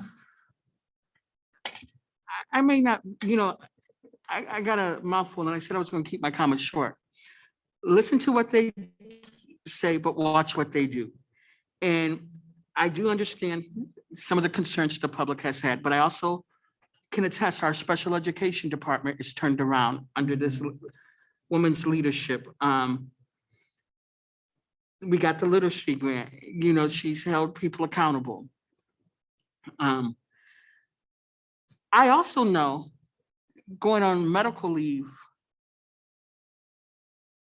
I cannot even be on the property or submit resignations or anything until after that medical leave is over with. How is this, are we doing this legal or should we be waiting to vote on this until January 7th? If this employee is still on medical leave, she's still an employee on leave, other because she's not reporting here. So she's still reaping the benefits of the district until her resignation, if I'm looking at this correct. You have the floor, Ms. Gill, and I just want us to be careful in certain I'm sorry. things that we're saying. Thank you. So can you please, just so I'm clear, can you please clarify the question, just so I answer it? So if I worked for Kentucky Fried Chicken and I went on medical leave because I slipped and fell, I cannot submit my resignation letter until my medical leave was up. I couldn't even be on the property. Is that not one of Benton Harbor area schools? That is incorrect. You can send it on any time, but you still can get the benefits. Being on medical leave does not preclude or prevent the person from submitting resignation. So this individual is still an employee on medical leave with a letter of resignation. That is correct. Okay, According to the board policy, as soon as the letter of resignation is received, we accept it on behalf of the superintendent until the next board meeting. That is the policy. okay, Yes. okay. And I don't know if additional information would be useful. I would, yeah, if it's, I know it's always iffy when you're discussing people's certain circumstances, so I'm a little hesitant of us saying too much. Whatever's needed to answer the question satisfactory is what I would like us to receive, but I don't want us to dig too much into a person's personal circumstances. Secretary Triplett. I think that it doesn't matter who the individual is. We're asking about policy Mhm. and correctness. And I think it's a legitimate question because the particular status, or if there's a particular status situation, there are, like you said, if in many places, if you are on any type of leave or what have you, then you can't, you don't have any contact or anything with this individual. So if I just don't want us to be in any kind of situation where we are in violation of this type of us making these type of moves or what have you at this particular time. But other than that, I think it was a great question. It gave me some clarification. All right, so I would like to just acknowledge that this is one of our chiefs. We've had 4. They each have a heavy load to carry. And so I definitely want to, as Vice President Bradley and Trustee Bowen said, acknowledge the accomplishments and achievements that have taken place under this chief's leadership. And so we thank you for efforts that have been provided. However, for me as president, if an individual has decided that they would like to resign, I would prefer not to extend this an additional 30 days or require any wait time. But I understand the legal implications or us wanting to make sure that we do that quickly. But for me, if a person wants to leave the district, I would like to allow them an opportunity to exit as they would like to. And I don't want anyone to think I'm not as excited as I was about the library assistant. I just know that this is probably something that's best for Dr. Shelton. So unless someone else has any questions, comments, or concerns, I'd like to proceed with the vote for H7. So is there any way, because I guess that was my thought, and again, it's not with any, with the individual or anything like that. It's just that if a person has submitted their letter of resignation, I know our policies say they have to give a 30-day notice that they're going to be leaving the district. So evidently you guys got this within that parameter. But do we just have to, can we just, if the board choose to do so, if they're going to resign and we accept that, can we do that immediately? Or would that be a violation? We can do it right now. And I mean, just, it's done. The resignation. I think he's asking, can we accept resignation as of today instead of it being 30 days out? Yes, we can accept. No, it. she's saying no. We can't accept, We can accept it, but I don't think that's what Trustee Triplett is asking. He I think wants to make it effective today. effective. no, we have to. We follow. have to honor the date. So when That's the correct people resign, That's fine, we're good. Okay. All right, hearing no other questions, Secretary Triplett. Trustee Rocket, No, Trustee Bowen, Unfortunately, yes. President Robinson, Yes. Vice President Bradley, No.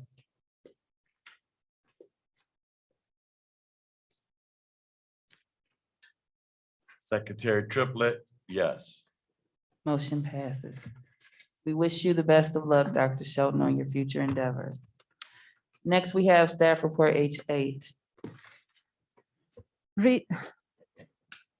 reason for board consideration, a list of employees whose employment relationship with the district is or will be separated is submitted to the board each month.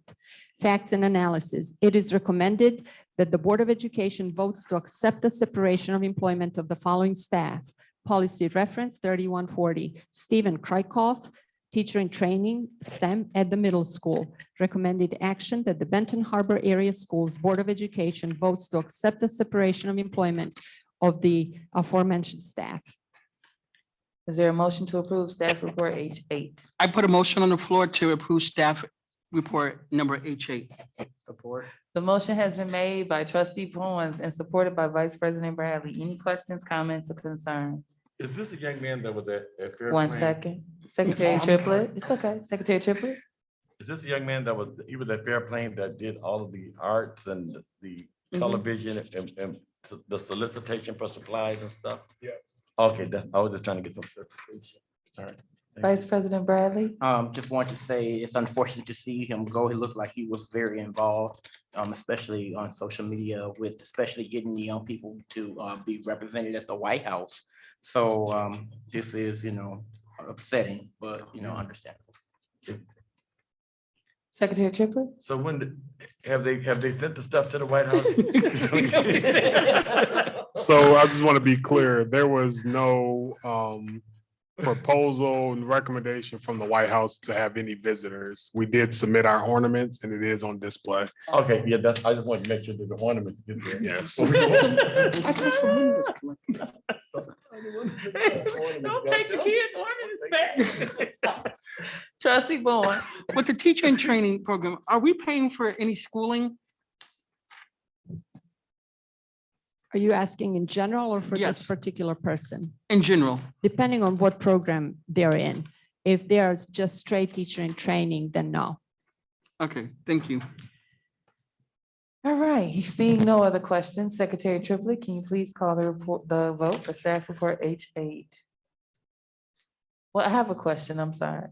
The solicited supplies and equipment, do they stay? Does that stuff go? We're not going to violate board policy. Okay, thank you. Okay. Great answer. Secretary Triplett? Thank you. President Robinson, Yes. Vice President Bradley, No. Secretary Triplett, yes. Trustee Bowen, Yes. Trustee Rocket Martin, Yes. motion carried. Thank you. Now we're moving on to new hires. And Ms. Gill, I can't remember, do we normally start with new hires and then go into terminations? Or is it normally reversed? Normally, yes. So I think I like separations first and then new hires, because we can start with the bad news and finish with the good. Right, that's good. That's an easy fix. Yeah, so we can just switch that around and end on a good note, moving January, moving forward. Okay, so next we're gonna go to staff report H1, new hires. Submitting for board consideration to approve the employment of staff in accordance with the revised school code and other general laws of Michigan. Facts and analysis. It is recommended that the superintendent's recommendation for hire of the following personnel. Policy reference 3120. We have Andrew Geddes, CTE teacher at the high school. Recommended action that the Benton Harbor Area Schools Board of Education votes to approve the employment of the aforementioned staff. Is there a motion to approve staff report H1? So move. Support. The motion has been made by Secretary Triplett and supported by Vice President Bradley. Questions, comments, or concerns? Secretary Triplett?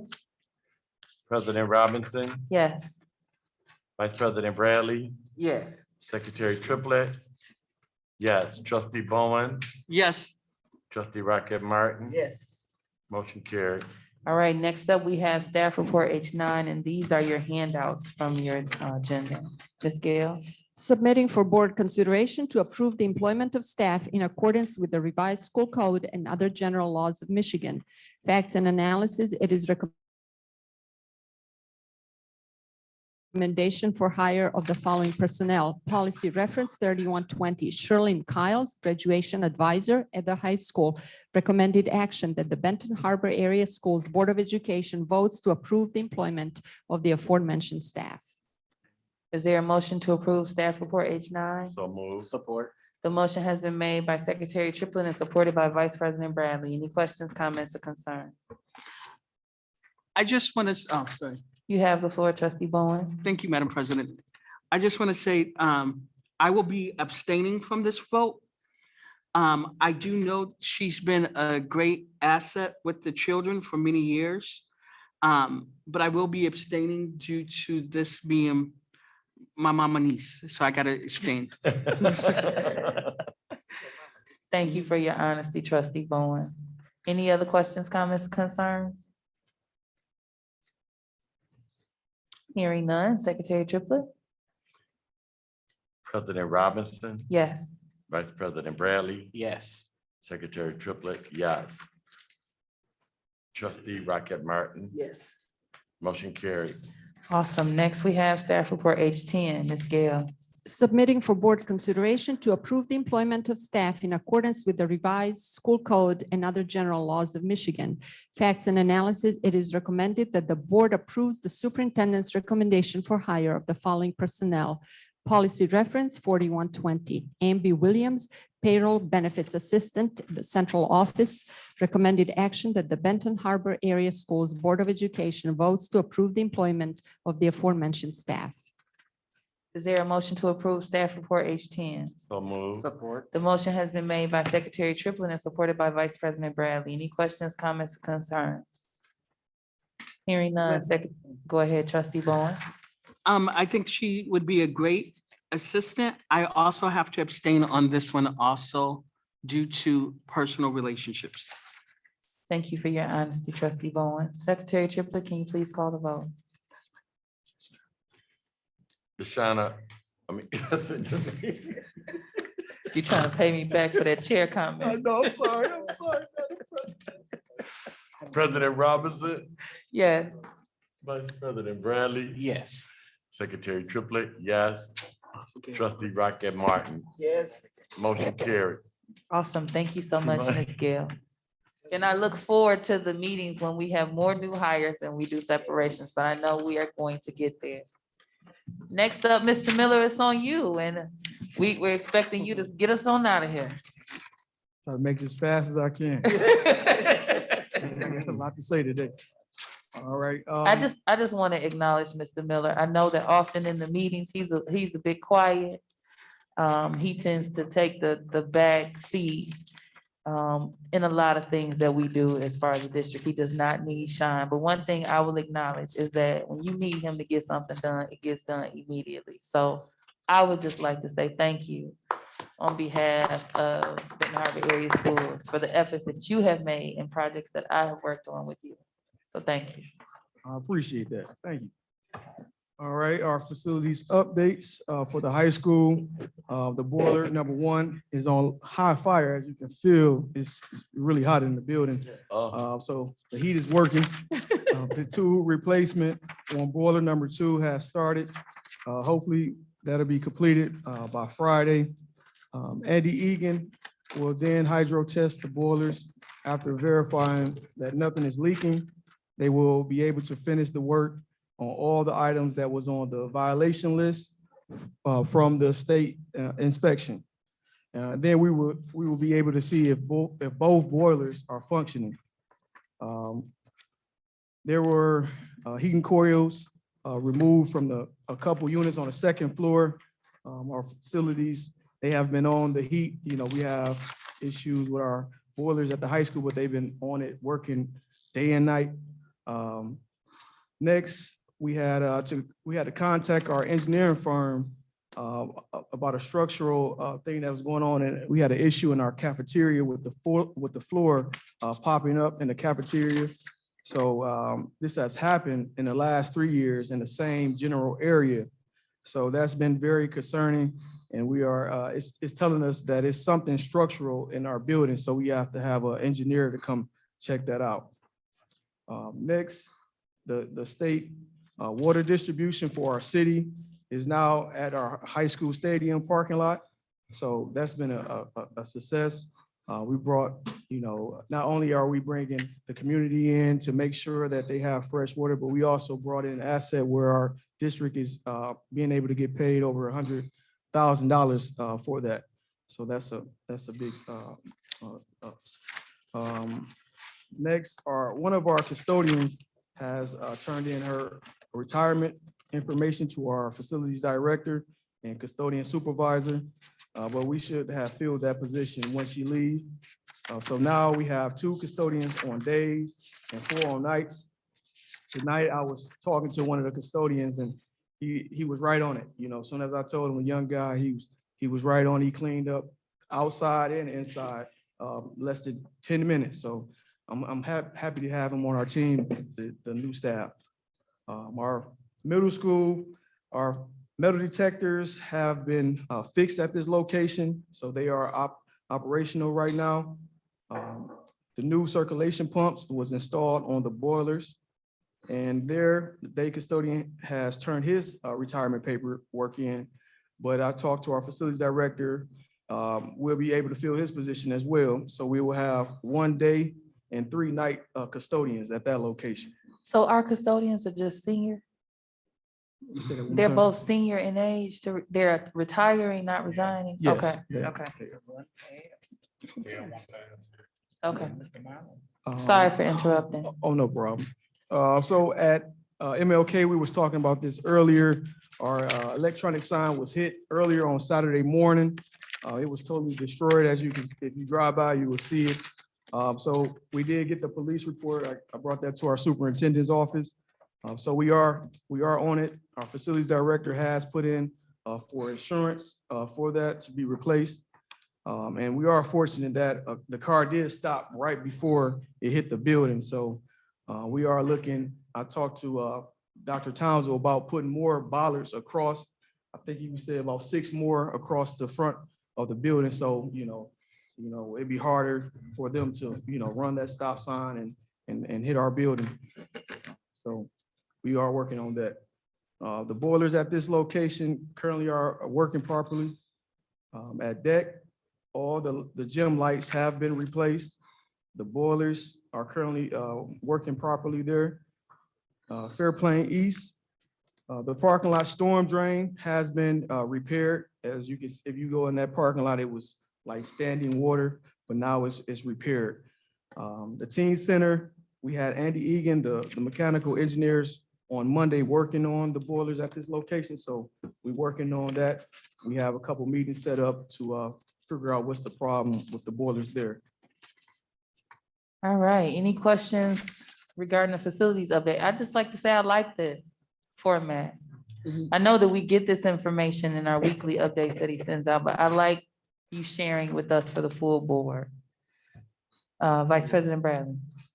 I just wanted to say real quick, which cafeteria was that flooring issue? Was it the old side or the new side?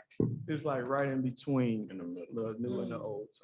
Okay, thank you. You know where the divider, Yeah, usually there was a divider that separated both cafeterias, right in the middle and the brick portion. And the cafeteria is extremely hot. It's extremely hot in the cafeteria. So how is that?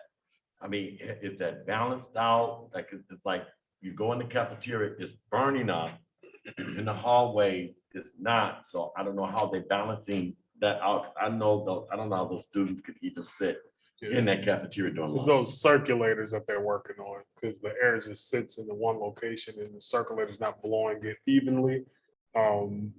It's a constant, like, we really got to get those boilers probably replaced, and we can talk about that. We sorry, gonna start that conversation in facilities, because, I mean, these boilers are, we're hopping to the finish line for the winter right Okay. now. And if once we get a proposal, the goal is just to replace it so we can have fresh air circulating evenly, we can control the temperature, because now it's gonna probably be 60 degrees tomorrow, but I'm afraid to even tell them to touch the boiler because it may not fire back up as soon as it dropped to 20 degrees this weekend. Yeah. So we're controlling the temperature with the windows right now, just to be, just to do more with less, but the goal is to try to get those replaced completely. So with one more question, with the facility, Mr. Miller, you, the painting and what have you in the gymnasium, up the stairway they're coming into our district for a Christmas tournament. We got home games and what have you, it's paint scraped off in the orange part of the gymnasium, going up the stairs to the balcony in the gymnasium where it's black. It's just a big, the paint is off. It's just, so it's a big white stain, opening, in the middle of the black, right up under the rim, when you're looking at the game and it's being videoed and what have you. Our orange wall has 2 or 3 different shades of orange, and it's a big opening that's white. So Secretary Triplett, if it's okay with the chair, I'd like to ask that you and Mr. Miller connect. So Okay. you can kind of point out what you see, because I know with you think I know. being a part of athletics and in that gym and knowing your front to back, there's things that you see that I wouldn't see. Right. So Okay. if it's okay with Vice President Bradley, as the chair, I'd like for you all to just connect and you can walk them through. Yeah. Right, we'll get in there and paint if we need to. Vice President Bradley. I know trustee Bowen had something to say real quick, and I know with that that flooring issue in the cafeteria, I think that's because that cafeteria is in close proximity to the boiler room. So with it being all those issues and stuff, a lot of that heat is pushing up from in there and coming in. Yeah, so it's right there, and then that cafeteria, the old cafeteria used to be the original gym and that new part, so it's a lot of stuff in there that probably, like I said, being as close to the boiler room would do that. All right, trustee Bowen. Thank you for the report, and I do got to give it to you. You're on point. You're a smooth brother, and I appreciate the ethics. Somebody was bragging about you the other day. I was talking to, but I do have a question, and this is part of my reason voting no on accounts payable. I see we paid $5,418 for water. Why are we paying for water if we're giving water out for free and we're a site? So we were ordering our pallets before anybody was giving us anything. We was already ordering 4 skids every Monday to come in, which we were storing. So that's a bill that we previously paid. And if the water stops coming free, we need to continue to pay to make sure we got fresh water. Okay, thank you. That's it. And just for clarification purposes, the water that they are being provided is being delivered from by a different distributor than the water that the residents are getting. Same funding source, MDHHS, but it's a different provider. So they get their delivery separate from the deliveries to the distribution I side. just want to confirm though, our school district is not paying for water anymore. No, Okay. that's being ordered, that's being delivered weekly to this district and others. Okay, thank you. Okay. All right. If there's no other questions for Mr. Miller, staff report SS1. Staff report number SS1, Ben Harbor High School field trip request, Ben Harbor area schools subject, request for out-of-state field trip for select students at Benton Harbor High School. Date, December 14th, 2021. Reason for board approval, the board shall approve field trips and other district-sponsored trips which are planned to keep students out of the district overnight or longer or out of the state. Facts and analysis, Eric Thomas organization ET Inspires has agreed to sponsor 5 to 10 students based on personal achievement of goals to attend the 2022 Super Bowl in Los Angeles, California. All expenses will be paid by his organization and there will be no cost to the district. The total cost also includes 2 chaperones provided by the district. The students and chaperones will be absent from the district from Friday, February 11th through February the 14th, 2022. Board policy reference 2340, field and other district sponsored trips. Recommended action that the Benton Harbor Area Schools Board of Education vote to approve the field trip to the 2022 Super Bowl in California for the selected students and chaperones from Benton Harbor High School. Is there a motion to approve staff report SS1? I make a motion to approve staff report number SS1. Is there a second or support? So I second it. The motion has been made by Vice President Bradley and supported by trustee Bowens. Questions, comments, or concerns? What kind of organization does he have? It's I have it right here. Dr. Towns had the playbook for Playbook success. to Success. He came in and did a series with our students. Yeah, it's a motivational program for students and teachers. The Playbook Success is motivational tools that help young people achieve academic success. And when he came and spent all day with our students and their families, that's one thing he wanted to do for our students. So right now, students have a competition going on to achieve the most goals that they set for themselves. And school administration will select the top students to have an all expense trip paid to the Super Bowl. Right, and I also bet with 5 of the top students in the high school today. And I have shared the message from Eric Thomas to our school about, continue to finish strong and motivating them. They was really excited to really hear like, okay, he really say, what he was gonna do, he's really doing it. So they was excited. I had the principal, the administration, in the office when I gave the message to our students. So they are excited. Right now, we have 8 students on the list, and I forward that information to Eric Thomas and his group. Awesome. And they also we look at the grades, behavior, attendance, and they have to fill out that planner and also read a book to be a part of the program. All right. So Vice President Bradley had jumped in next. oh, Go ahead, Vice President Bradley. I just think this will be an exciting opportunity for our students, even if it's just a few to go. And those out of town trips, bring back a lifetime of memories, because I know I was afforded the opportunity, not something as extravagant as a Super Bowl, but it was something to go to Nashville and a few other places back in high school. And so I'm happy for our students. So I'm excited. Thank you, Secretary Triplett. So if all 8 of these students, what if all 8 of these students are successful? Will he take 8, or they're going to be a drawing, or? From my understanding, all 8 will be going if they continue to do everything they're supposed to do. Up to 10. Okay. Yeah. So yeah, I told them that we want 10, but a couple of our students. And I told him, I said, I said, what if 100% of our kids meet the goal? He said, they all coming.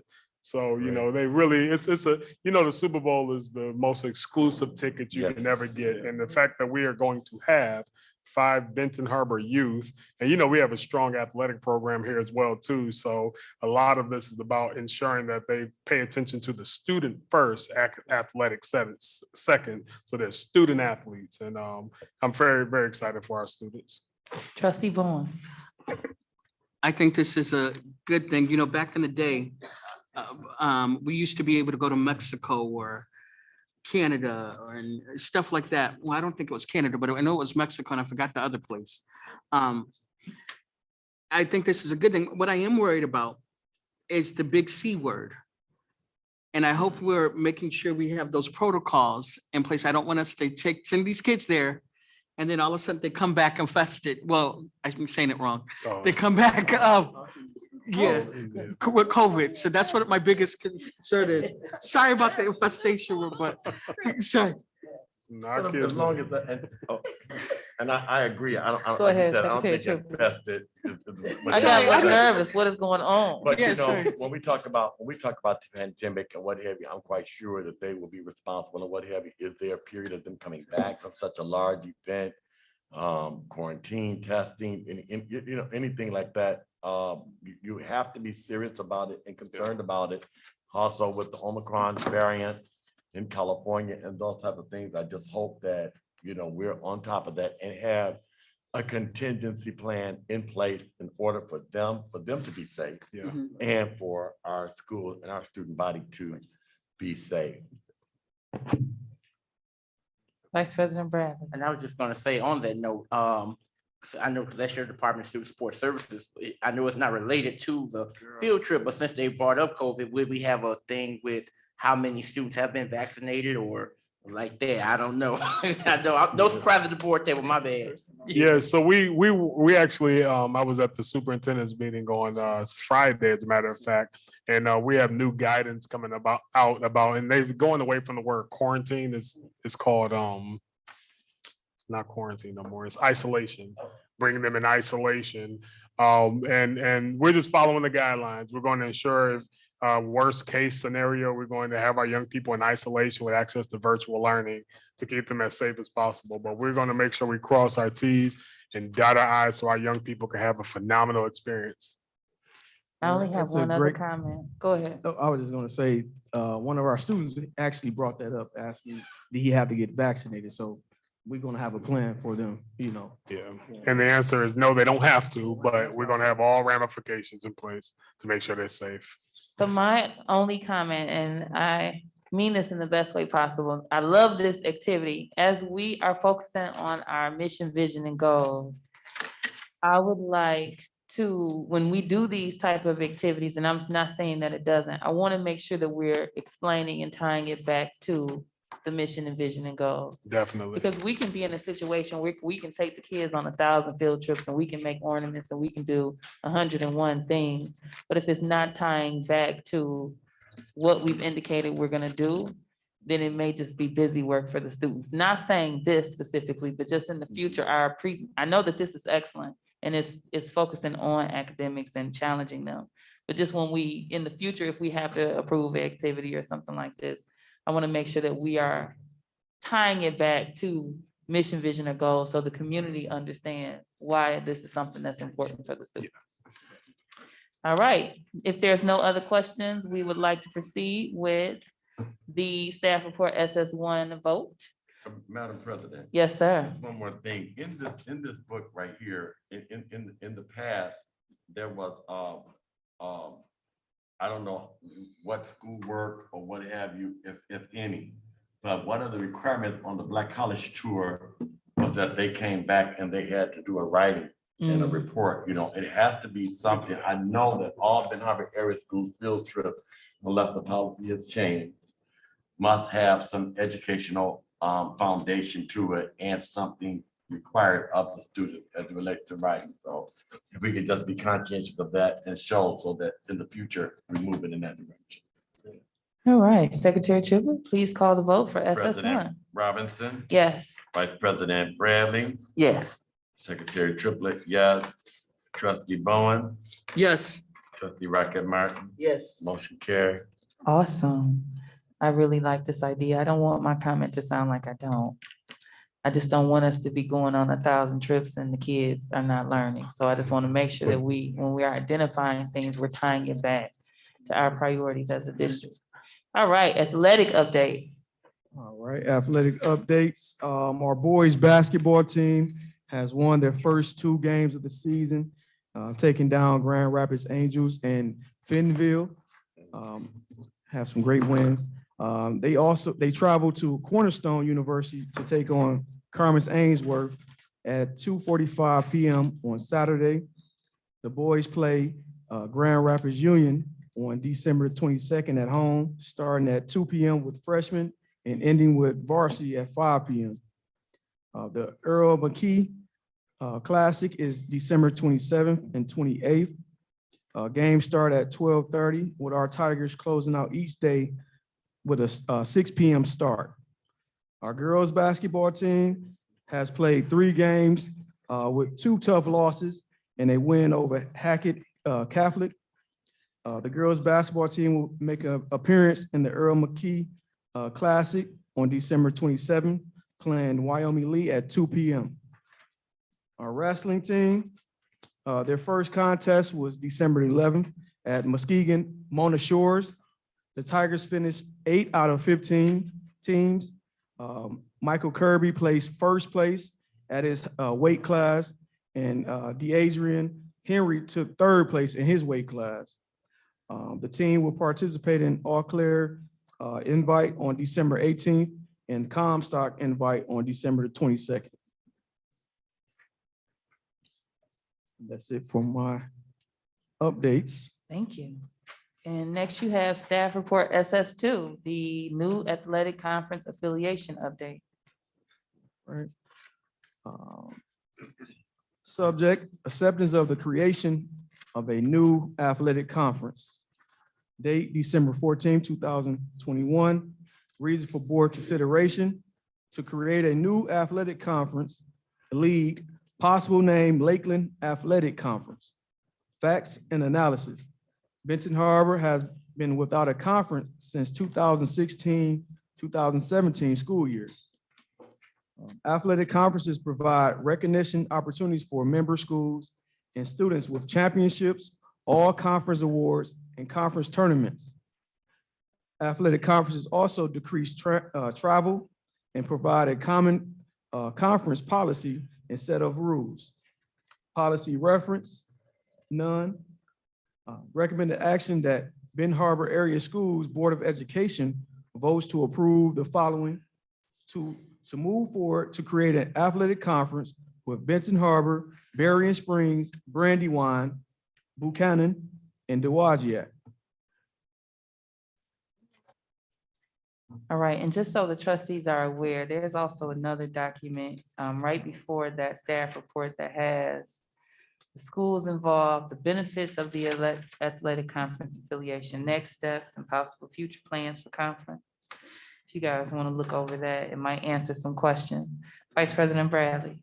I was just gonna say real quick, I'm happy to see this. I know that having those conferences, are a good thing. So definitely that. I remember when I was in high school, we were in the Big 16. I think the conference went all the way up past to Battle Creek, Harper Creek, and then far south is Sturgis when I was in high school. So this will be good to see. My question is, are these gonna be the only schools that we play? No, we're looking Okay. to expand. We've talked about possibly up to 8 teams. We actually met as a superintendent group today. So we might be having some other districts like Niles and South Haven, I believe. Oh, not, don't confuse me. I don't want to confuse you on the names. But we're looking to and potentially become a new mega conference. The reality is we are all similar size and we got an opportunity for our kids. If we don't win a state championship or districts or regionals, that's it. A lot of these schools have the benefit of winning a conference championship, all conference honors, and those give colleges opportunity to still recruit kids. Our kids got to be best in the state to get recruited, as opposed to dominating a conference and also having opportunities for recruitment. And I also want to say, you made a great point, Dr. Townsend, because I had some college coaches here this past week, and they was asking about one of our players, why did he go Division II? And I was thinking when I was driving home that possibly because he had to make all state, he didn't make all conference or anything like that because we independent. And I was thinking maybe if we have a conference, then our players, if they don't make all state, we have first team or a Lakeland conference. We might have 3 players or 4 players on there. That may make our players more marketable, to colleges. So that's something I was just thinking about. Yeah, but with the conference, will that eliminate, hopefully it does not eliminate our traditional schools that we've had rivalries with? No. Like our Battle Creek Central, our Muskegon Heights. That was my question. No, we met with Coach Sterling. We met with all of our coaches. We got their input on it. They're like, yeah, we need to get in the conference. So As we long as we just still not can schedule name those these teams games. around Yeah. here No. that we have, because Benton Harbor has tradition. Right. Muskegon Big Red, Battle Creek Central. Yeah. Some schools, I don't know as far as going to Detroit or, Flint, those Detroit, type of Radford. things. Radford, those schools that will be opening for us to become, well, we might be in a conference. But one thing that we're not accustomed, and I know that we have been decreasing yearly. Our numbers have been going down yearly, but it's not like you're just gonna have 1,000 people that's gonna come in here to see us play bridge.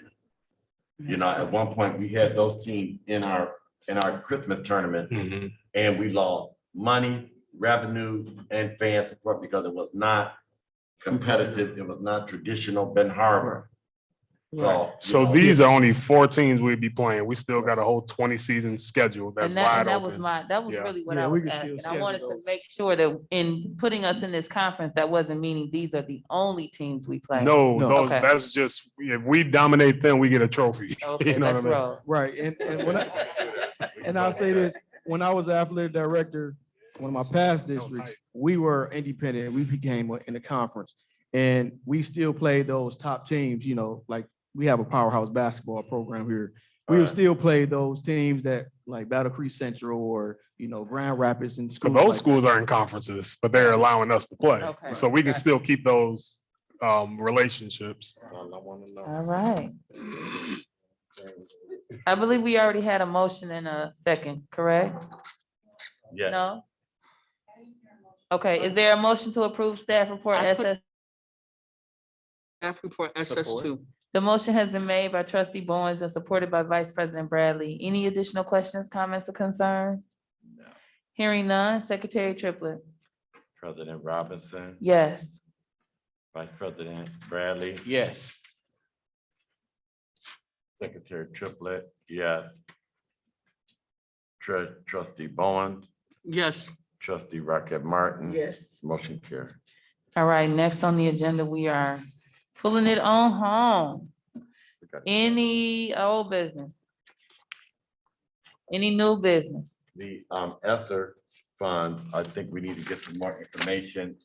There was a meeting, we discussed it. I will we can discuss, talk with the superintendent, but just more information on what's happening, we're headed with the ESSER fund. But Dr. Townsend did host a meeting for the community. Okay, so there's some more things that we need to be discussing. We'll give an update on that. The deadline to submit is tomorrow. So we have all the input from all the surveys, all the input sessions, and our team been working day and night to get that application done. Because deadline is the 15th. That was on that one section. Pardon? Right, that was on the literacy portion, from my understanding. But you guys have Mr. submitted Johnson, a you whole want to add some ESSER plan. comments? Yes, sir. Okay. Do you want to add anything, Mr. Johnson? The submission date is tomorrow, correct? Yeah, so we got it in The whole before ESSER time. plan, you guys have done the ESSER plan and submitted a plan for the $29 million for this district. Yes, sir. The award amount initially is $19 million. We're anticipating and hoping for the balance. Okay, but now I'm asking because you were there and you were there. And there was only one person in that audience, and I was the second person in that audience. This is being submitted. When we were at that meeting, it was stated that the 15th deadline only included a component for literacy. A deadline, something has been submitted on behalf of this district with no knowledge from this board, no discussion, no input, nothing on behalf of this district with $19 million. I wouldn't care if it's $1 million. Because you have to meet that deadline. With you submitting it, is there room for adjustment? Because I don't see, that is not the way it is done. I've talked to other boards that have these funds. And you all have taken $19 million and submitted it based on, I don't agree with that Board of Education. And I don't think that is right. None of us sitting up here know anything about this $19 million. Nothing has been presented to this board, neither has it been presented to this community. One person showed up to that meeting. That's not the way we do. And those are the types of things, those are exactly the type of things that look suspicious and suspect. And I am offended as a trustee of this Board of Education that you all have taken this step to submit something without us even seeing it. That amount of money for this community that we represent, that's not right.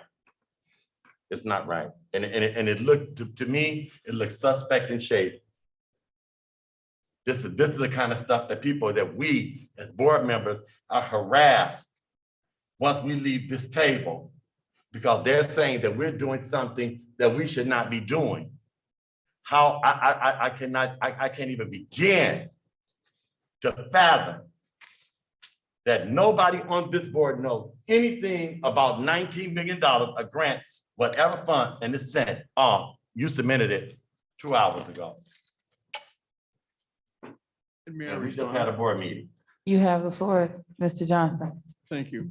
I would like to note that a notice was published in the newspaper regarding the public meeting. And we did also have a survey. Additionally, like most federal grants, or like many federal grants, the grant budgets can be amended. However, failure to submit the grant would jeopardize the entire amount of the grant. Madam President, when I sat at that meeting, we have been knowing about these funds, Board of Education, and nothing had been done. There was nothing that was even presented at that meeting with the three of us at that table, and one person came to that meeting because Treasurer Creighton asked him, would he please step into the room? This is not to be played with. And this is not right. It's not right. And I don't appreciate it. We have been meeting We did not just get access to these funds. We did not just know this. There is no record in any of our meetings. There is nothing on any of our agendas that have included us on anything or asking us anything about how these funds are going to be used. Right now, it's just been submitted. I think it's irresponsible and I think it's negligent.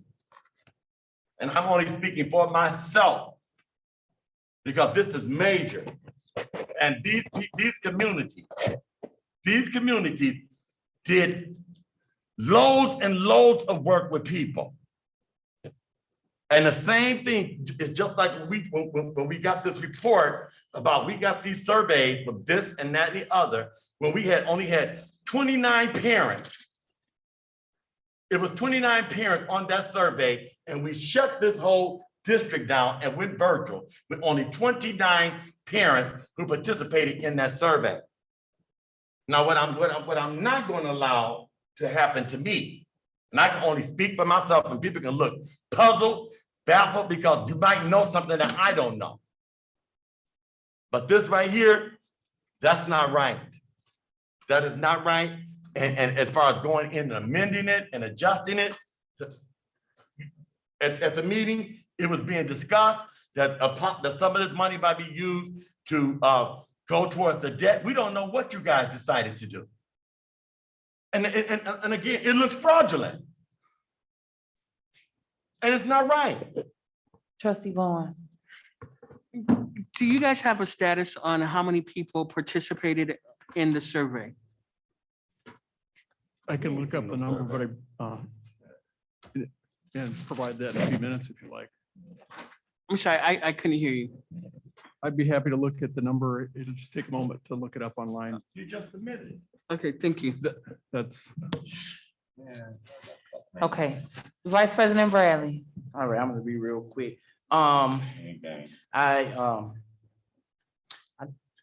If I'm not mistaken, I thought we've seen and had discussions about what we're gonna do with those just ideas. But if we're gonna be losing out on major money, I understand what you have to do. So, yeah, we could have had bid better and pushing out to the public, but I feel that if we're gonna be losing out on major money, then we have to do what we have to do. Well, evidently, some people have seen it, others haven't. Secretary Triplett, I would ask that you allow me to give you the mic before you proceed with speaking. You have the floor. Okay, so from that statement right there, like I said, this is $19 million. And so, but see, and I think some people are comfortable with it because they know, and some don't. And that is not the way we operate, because everybody on this board got elected. We might be officers and what have you, but all of us are elected officials.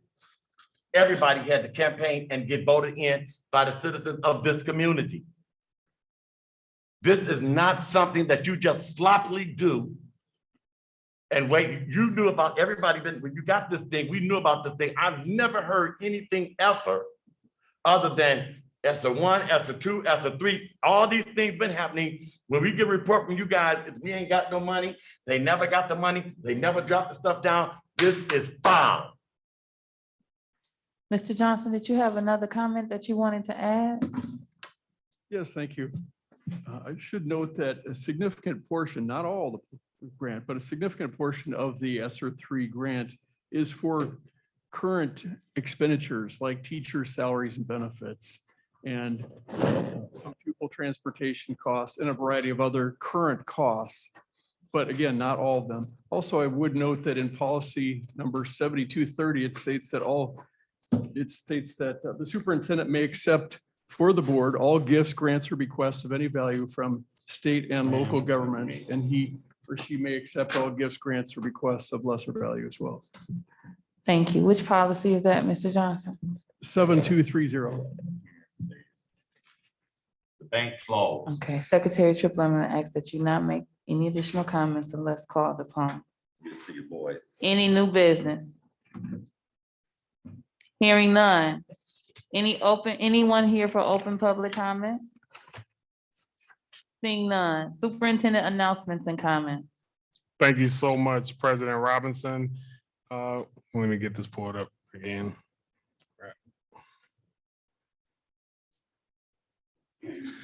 Yes, first I would like to thank everyone again who came out to support the strategic planning event that took place on December 4th. Additionally, I would like to thank everyone who contributed to the input session for strategic planning, nearly 600 participants. We used that data to do some great work with leaders in the community. We start work next week on the how of the what we came up with from last week. So shout out to all community members who participated. The district, we're pleased to continue to partner with Michigan Department of Health and Human Services on the water distribution for the entire city of Benton Harbor. I'm very happy that we've always served as a leader with regards to service. During the pandemic, we served as a COVID testing station. During a water crisis, we're serving as the central hub for the city to obtain free water. And very last, but definitely not least, I would love to wish everyone and their families a very, very happy and safe holiday season filled with lots of love and laughter.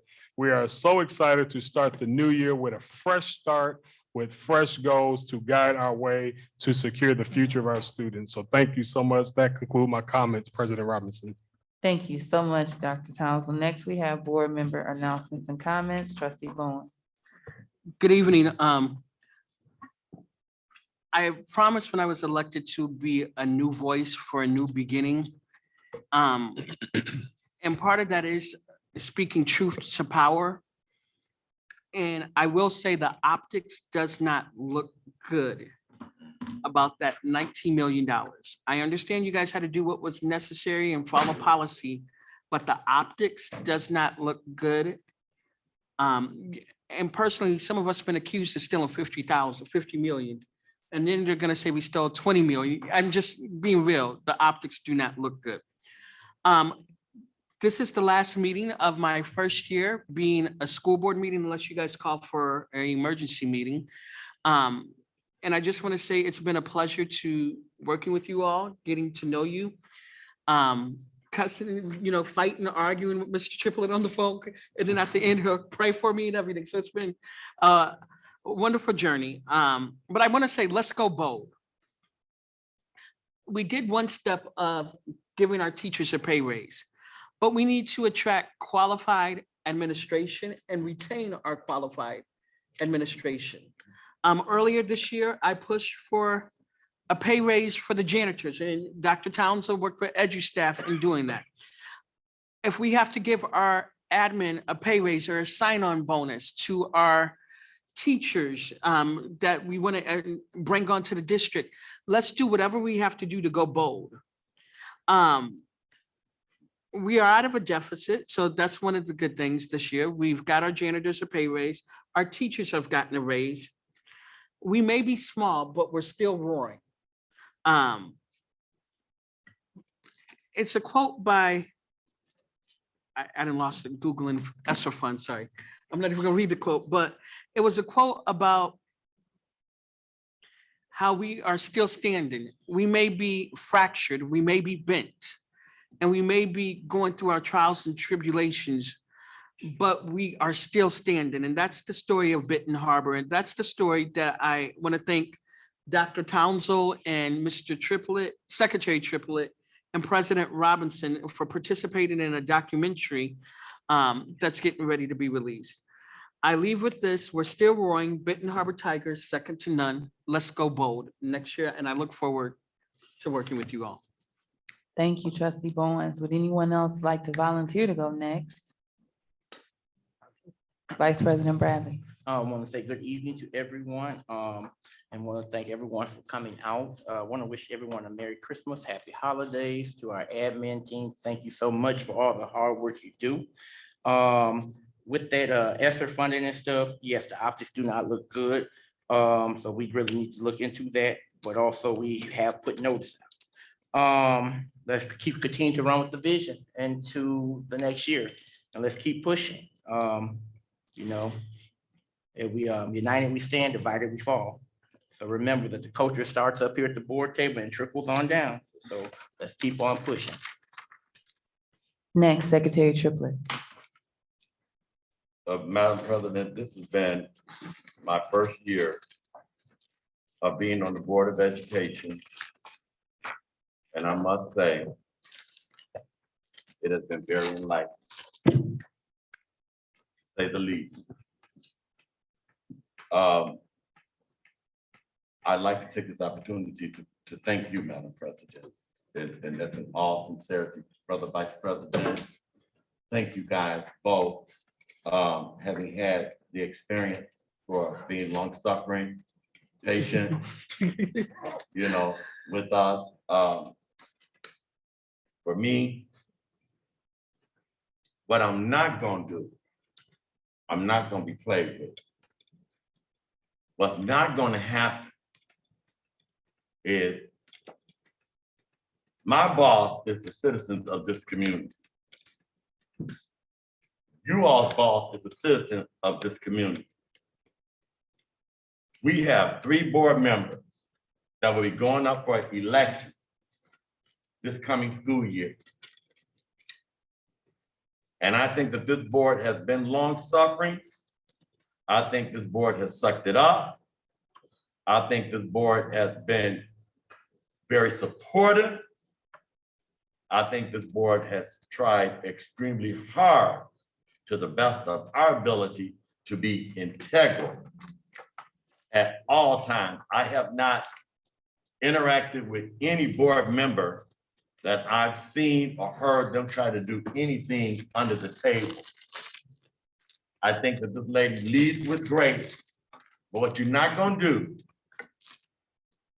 is pee on my back and tell me it's water, because I do know the difference. I am so offended beyond measure and disappointed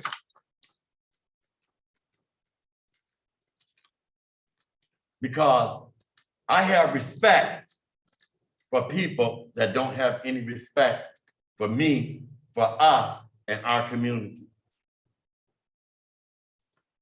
And it's not right. I'm not trying to be anybody's friend at all. And it's about really to bring me to tears because I am so sick of people coming into this community and disrespecting the citizens of this community and think that it is okay. And it is not okay at all. It's not. And this has happened in this school district over and over and over and over and over again. But I'm gonna close out with this. We will not be deterred. We are tigers. And tigers are predators. We are never the prey. I'm looking forward to next year. But I'm outdone. And it's unfortunate that I had to end my year feeling this way. It really is. And it's been an honor serving beside you guys. And this year, I know how to do it now. I'm cool. I got it. And I wish everybody the best. I hope you all have to our central administration and all of our staff. I hope you all have the merriest of all Christmases, that your families be blessed in this holiday season. And nothing but love from me on behalf of me and my family. But I'm gonna say this. I ain't never wavered on my tiger. And my tiger ain't never been for sale, and it never will be.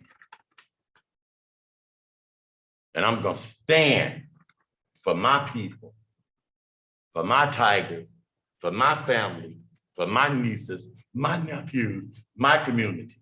I'm gonna stand for mine all the way and ain't playing with none of it. Thank you. Not none. Trustee Raquel Martin. Yes. I too, well, first of all, you know what, I would like to give a shout out to the staff at. I'm Fairfield sorry, Middle one second. School. So I made a joke with me and Secretary Go ahead. Triplett have talked about before recently in a very recent conversation, how he might be at the highest level of the mountaintop in his language and his speech, and then I come right behind him with something sweet. Trustee Raquel Martin. So if you're wondering why that pause occurred, it's because I just did it to him again, but I love you, Secretary Triplett, I really do. I have to just settle the meeting and proceed, so that's not choosing to be negligent of where you are. Trustee Raquel Martin. Yeah, I'd like to give a shout out to the staff of Fairplain Middle School. We were invited, the board was invited to their Christmas celebration, I believe. And I'm just gonna read the note to you that I sent to them, to Dr. Butts and the staff at Fairplain Junior High. Thank you for the invitation to your Christmas celebration. It was nice to see the camaraderie and cohesiveness of the staff. Clearly, good things are happening in your building to have such a high level of participation at a staff event. The positive morale of your staff is a testament to your leadership and also, in a sense, a snapshot of the work Fairplain Junior High is doing to have an ongoing positive building climate. Thank you once again for an enjoyable evening. And I say that to say this, I've heard the complaints, I've heard what people have said, but I looked at one thing. I saw the unity he had in his staff. I saw the respect they had for him.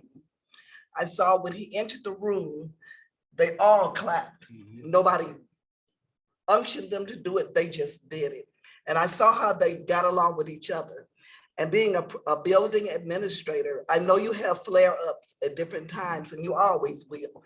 There were times that, you know, you may have to call the police. Things are not always gonna be running smooth. But if you have that kind of a staff, you can move forward and you can get the job done. And eventually, you don't fix a building in a day. Sometimes not even in 6 months, sometimes not even a year. It's an ongoing process that goes over a period of time. But in the end, you will see the growth in your building, and you will see that all of the little danglers out there that are hanging, that are just hanging out, will all come together, and you will have the kind of building that you desire. And so if you keep working, if you have a staff that you can work with and keep working with them, you will see the progress and growth of your students. And that's our main function. That's student achievement. We want to see our kids achieving at every level. I also would like to thank the HR department. I hear how you've been talked to. You know, I hear how they've treated you. I've seen it, I've heard it. And I want to say this, I congratulate you on your professionalism, really. And the knowledge that you have, because I know you're gonna stick directly to the book. You're gonna go by the book. Doesn't matter what they say, what anybody says, what anybody, it's gonna go by the book. And I appreciate that because it doesn't show favoritism. I'm going by the book, this is how it is, this is how it's going to be. And so I do appreciate that. I appreciate your efforts. And then I know, I heard this on the news. It said that we had 30,000 teachers resign in the United States. That's 30. So we got a fraction of them resigning. And then I saw the superintendent. He said, I do everything. He said, I clean the windows. They showed him. I clean the windows. I sanitize. I mop the floor. I do everything. And I used to tell everybody, I do everything. I did everything in my building, but drive the school bus. And that was next, if I had to. But if we are servants to our kids, and we are servants to our children, and because we are servants to our children, we are obligated to do whatever it takes. If I have to sweep the floor, if Dr. Townsend has to clean a window, that's no more right. Part of that is your job. It may not be glamorous, but we hired you to do that job. So whatever it takes to move our kids forward, whatever it takes to educate our kids, whatever it takes to have our kids have the best experience in education possible, that's what we're gonna do. And that's how it's going to be.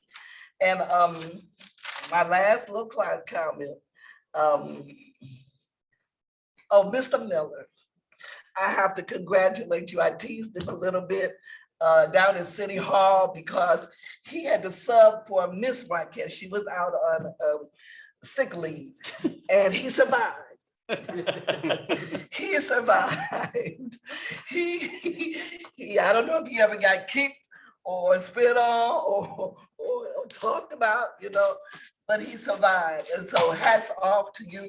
But that gives you, I don't know if you've been a principal to it before or whatever, but it gives you a little, you know, a little taste of what people go through on a daily basis. Well, little kids and doing little kids is really difficult because they don't have the social skills quite in place yet and they're learning. But for our district, you know, and I wish the best for everybody in our district. You know, I wish that we could keep moving forward, and I know we will, with the help of God, and I'm gonna put him in it. I know that we will continue to keep our focus. Our focus is our community, but we have a specific focus even more so than that, and that is the children of Benton Harbor area schools. We answer to them. We answer to our job is to make sure they have the best that they can have, the greatest experiences they can have, and be as productive and as rewarding experiences they can have, and to excel. I want them to all have great jobs when they leave Benton Harbor area schools, great places they can go to work, you know, being able to make a living for themselves. And that's what I would desire for our kids. And so with that being in mind, have a wonderful holiday. And I'm gonna try to make it to these plays and the things that the schools are giving to show my face that I do support them. But I do want the best for our kids. And my job, and I'm going to push for that, is all about Benton Harbor area school kids. Nothing else, nobody else. If it benefits them, then I'm for it. If it does not benefit them, I'm not for it. All right, so that leaves me. I'm gonna try to make it brief. It has been one long year. It has been a journey like no other. I've never experienced anything remotely like this. I would like to begin by thanking my prestigious board for serving this past year with me. We have gone through many hurdles, many battles, but we made it. And I want to let you all know that I am extremely honored that you would respect me and believe in me enough to select me as your president, given the lineup of trustees that we had. It speaks volume in your faith in me. And I don't know if I can ever repay the amount of support that each of you have provided. And I know sometimes we may have battle at the tables, but what people don't see is the love and support that they give me behind the scenes. And so I love each of you. We've grown tremendously, and I can never repay you all for the support that you've provided to me. I would like to say, Dr. Townsend, I am proud of your growth as a superintendent. I watched you sit here and break us down what's going on with your boilers, as if you are the person responsible for going in and doing the mechanic work. And so I know that you are at 10,000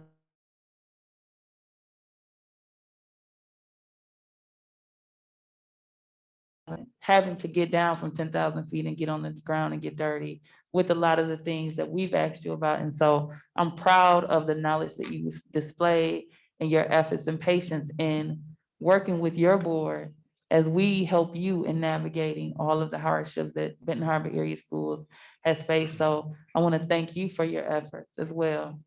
To the chiefs, and then there were 3. I thank you guys also for taking this journey with us. This is a road that has been rocky for you all as well. And so I'm honored that you all are remaining with us and are walking into 2022 to help us continue the work that we began this year. And I'm thankful for all of the contributions that each of you have provided and will continue to provide in 2022. So thank you, Ms. Gail, Mr. Johnson and Mr. Miller for your efforts significantly. And of course, Ms. Goodwin, our support tech staff, you did an amazing job. I know we said it 1,000 times. Our security staff, support staff. You ask me every time if we're gonna get out of here in 3 hours, I tell you we will and we won't. You keep coming back. So I thank you that you are sticking in here with us as well. And I just want to thank all of our staff that are not on the resignation list. We want to make sure that we do not forget them because they are here and they have been here through each trial, tribulation, and storm, and they will be here through each success. So we thank you and honor you, and we thank the parents and students that have made a personal decision to come to Benton Harbor area schools, because a lot of people may think that this is the district you go to when you don't have options, but they all have options. And so we have students that are proud to be Tigers, and so we want to make sure that we are keeping them in the forefront of everything that we do because they are proud to be here, and we want to give them an education and an experience that is one that they can be proud of. So I just thank everyone that has contributed to the success of Benton Harbor area schools. I know that we are turning in the correct direction, and I'm excited for everything that is to come in 2022. So if there are no objections, I would like to call for a motion to adjourn. Is there a second or support? Support. The motion has been made by Vice President Bradley and supported by Trustee Rocket Martin. Any questions, comments, or concerns? Hearing none. Secretary Triplett, I'm gonna ask that you come back to your mic and call attendance for us. Oh, still on? Yes, it is. If you Okay. could take us out nicely. Yeah, I didn't want to blow up and shock it. Get Okay, shocked. thank you. President Robinson, Yes. Vice President Bradley, Yes. Secretary Triplett. Yes. Trustee Rocket Martin, Yes. Trustee Bowen, Yes. motion carried. Thank you. We are officially adjourned at 9:57 p.m. Next year, we Have a going on Merry time limits. Christmas and a Happy New Year. Time limits, 3 minutes. Why is your phone that color? What color? It's dark. It's like. Yeah. What'd you say? I can.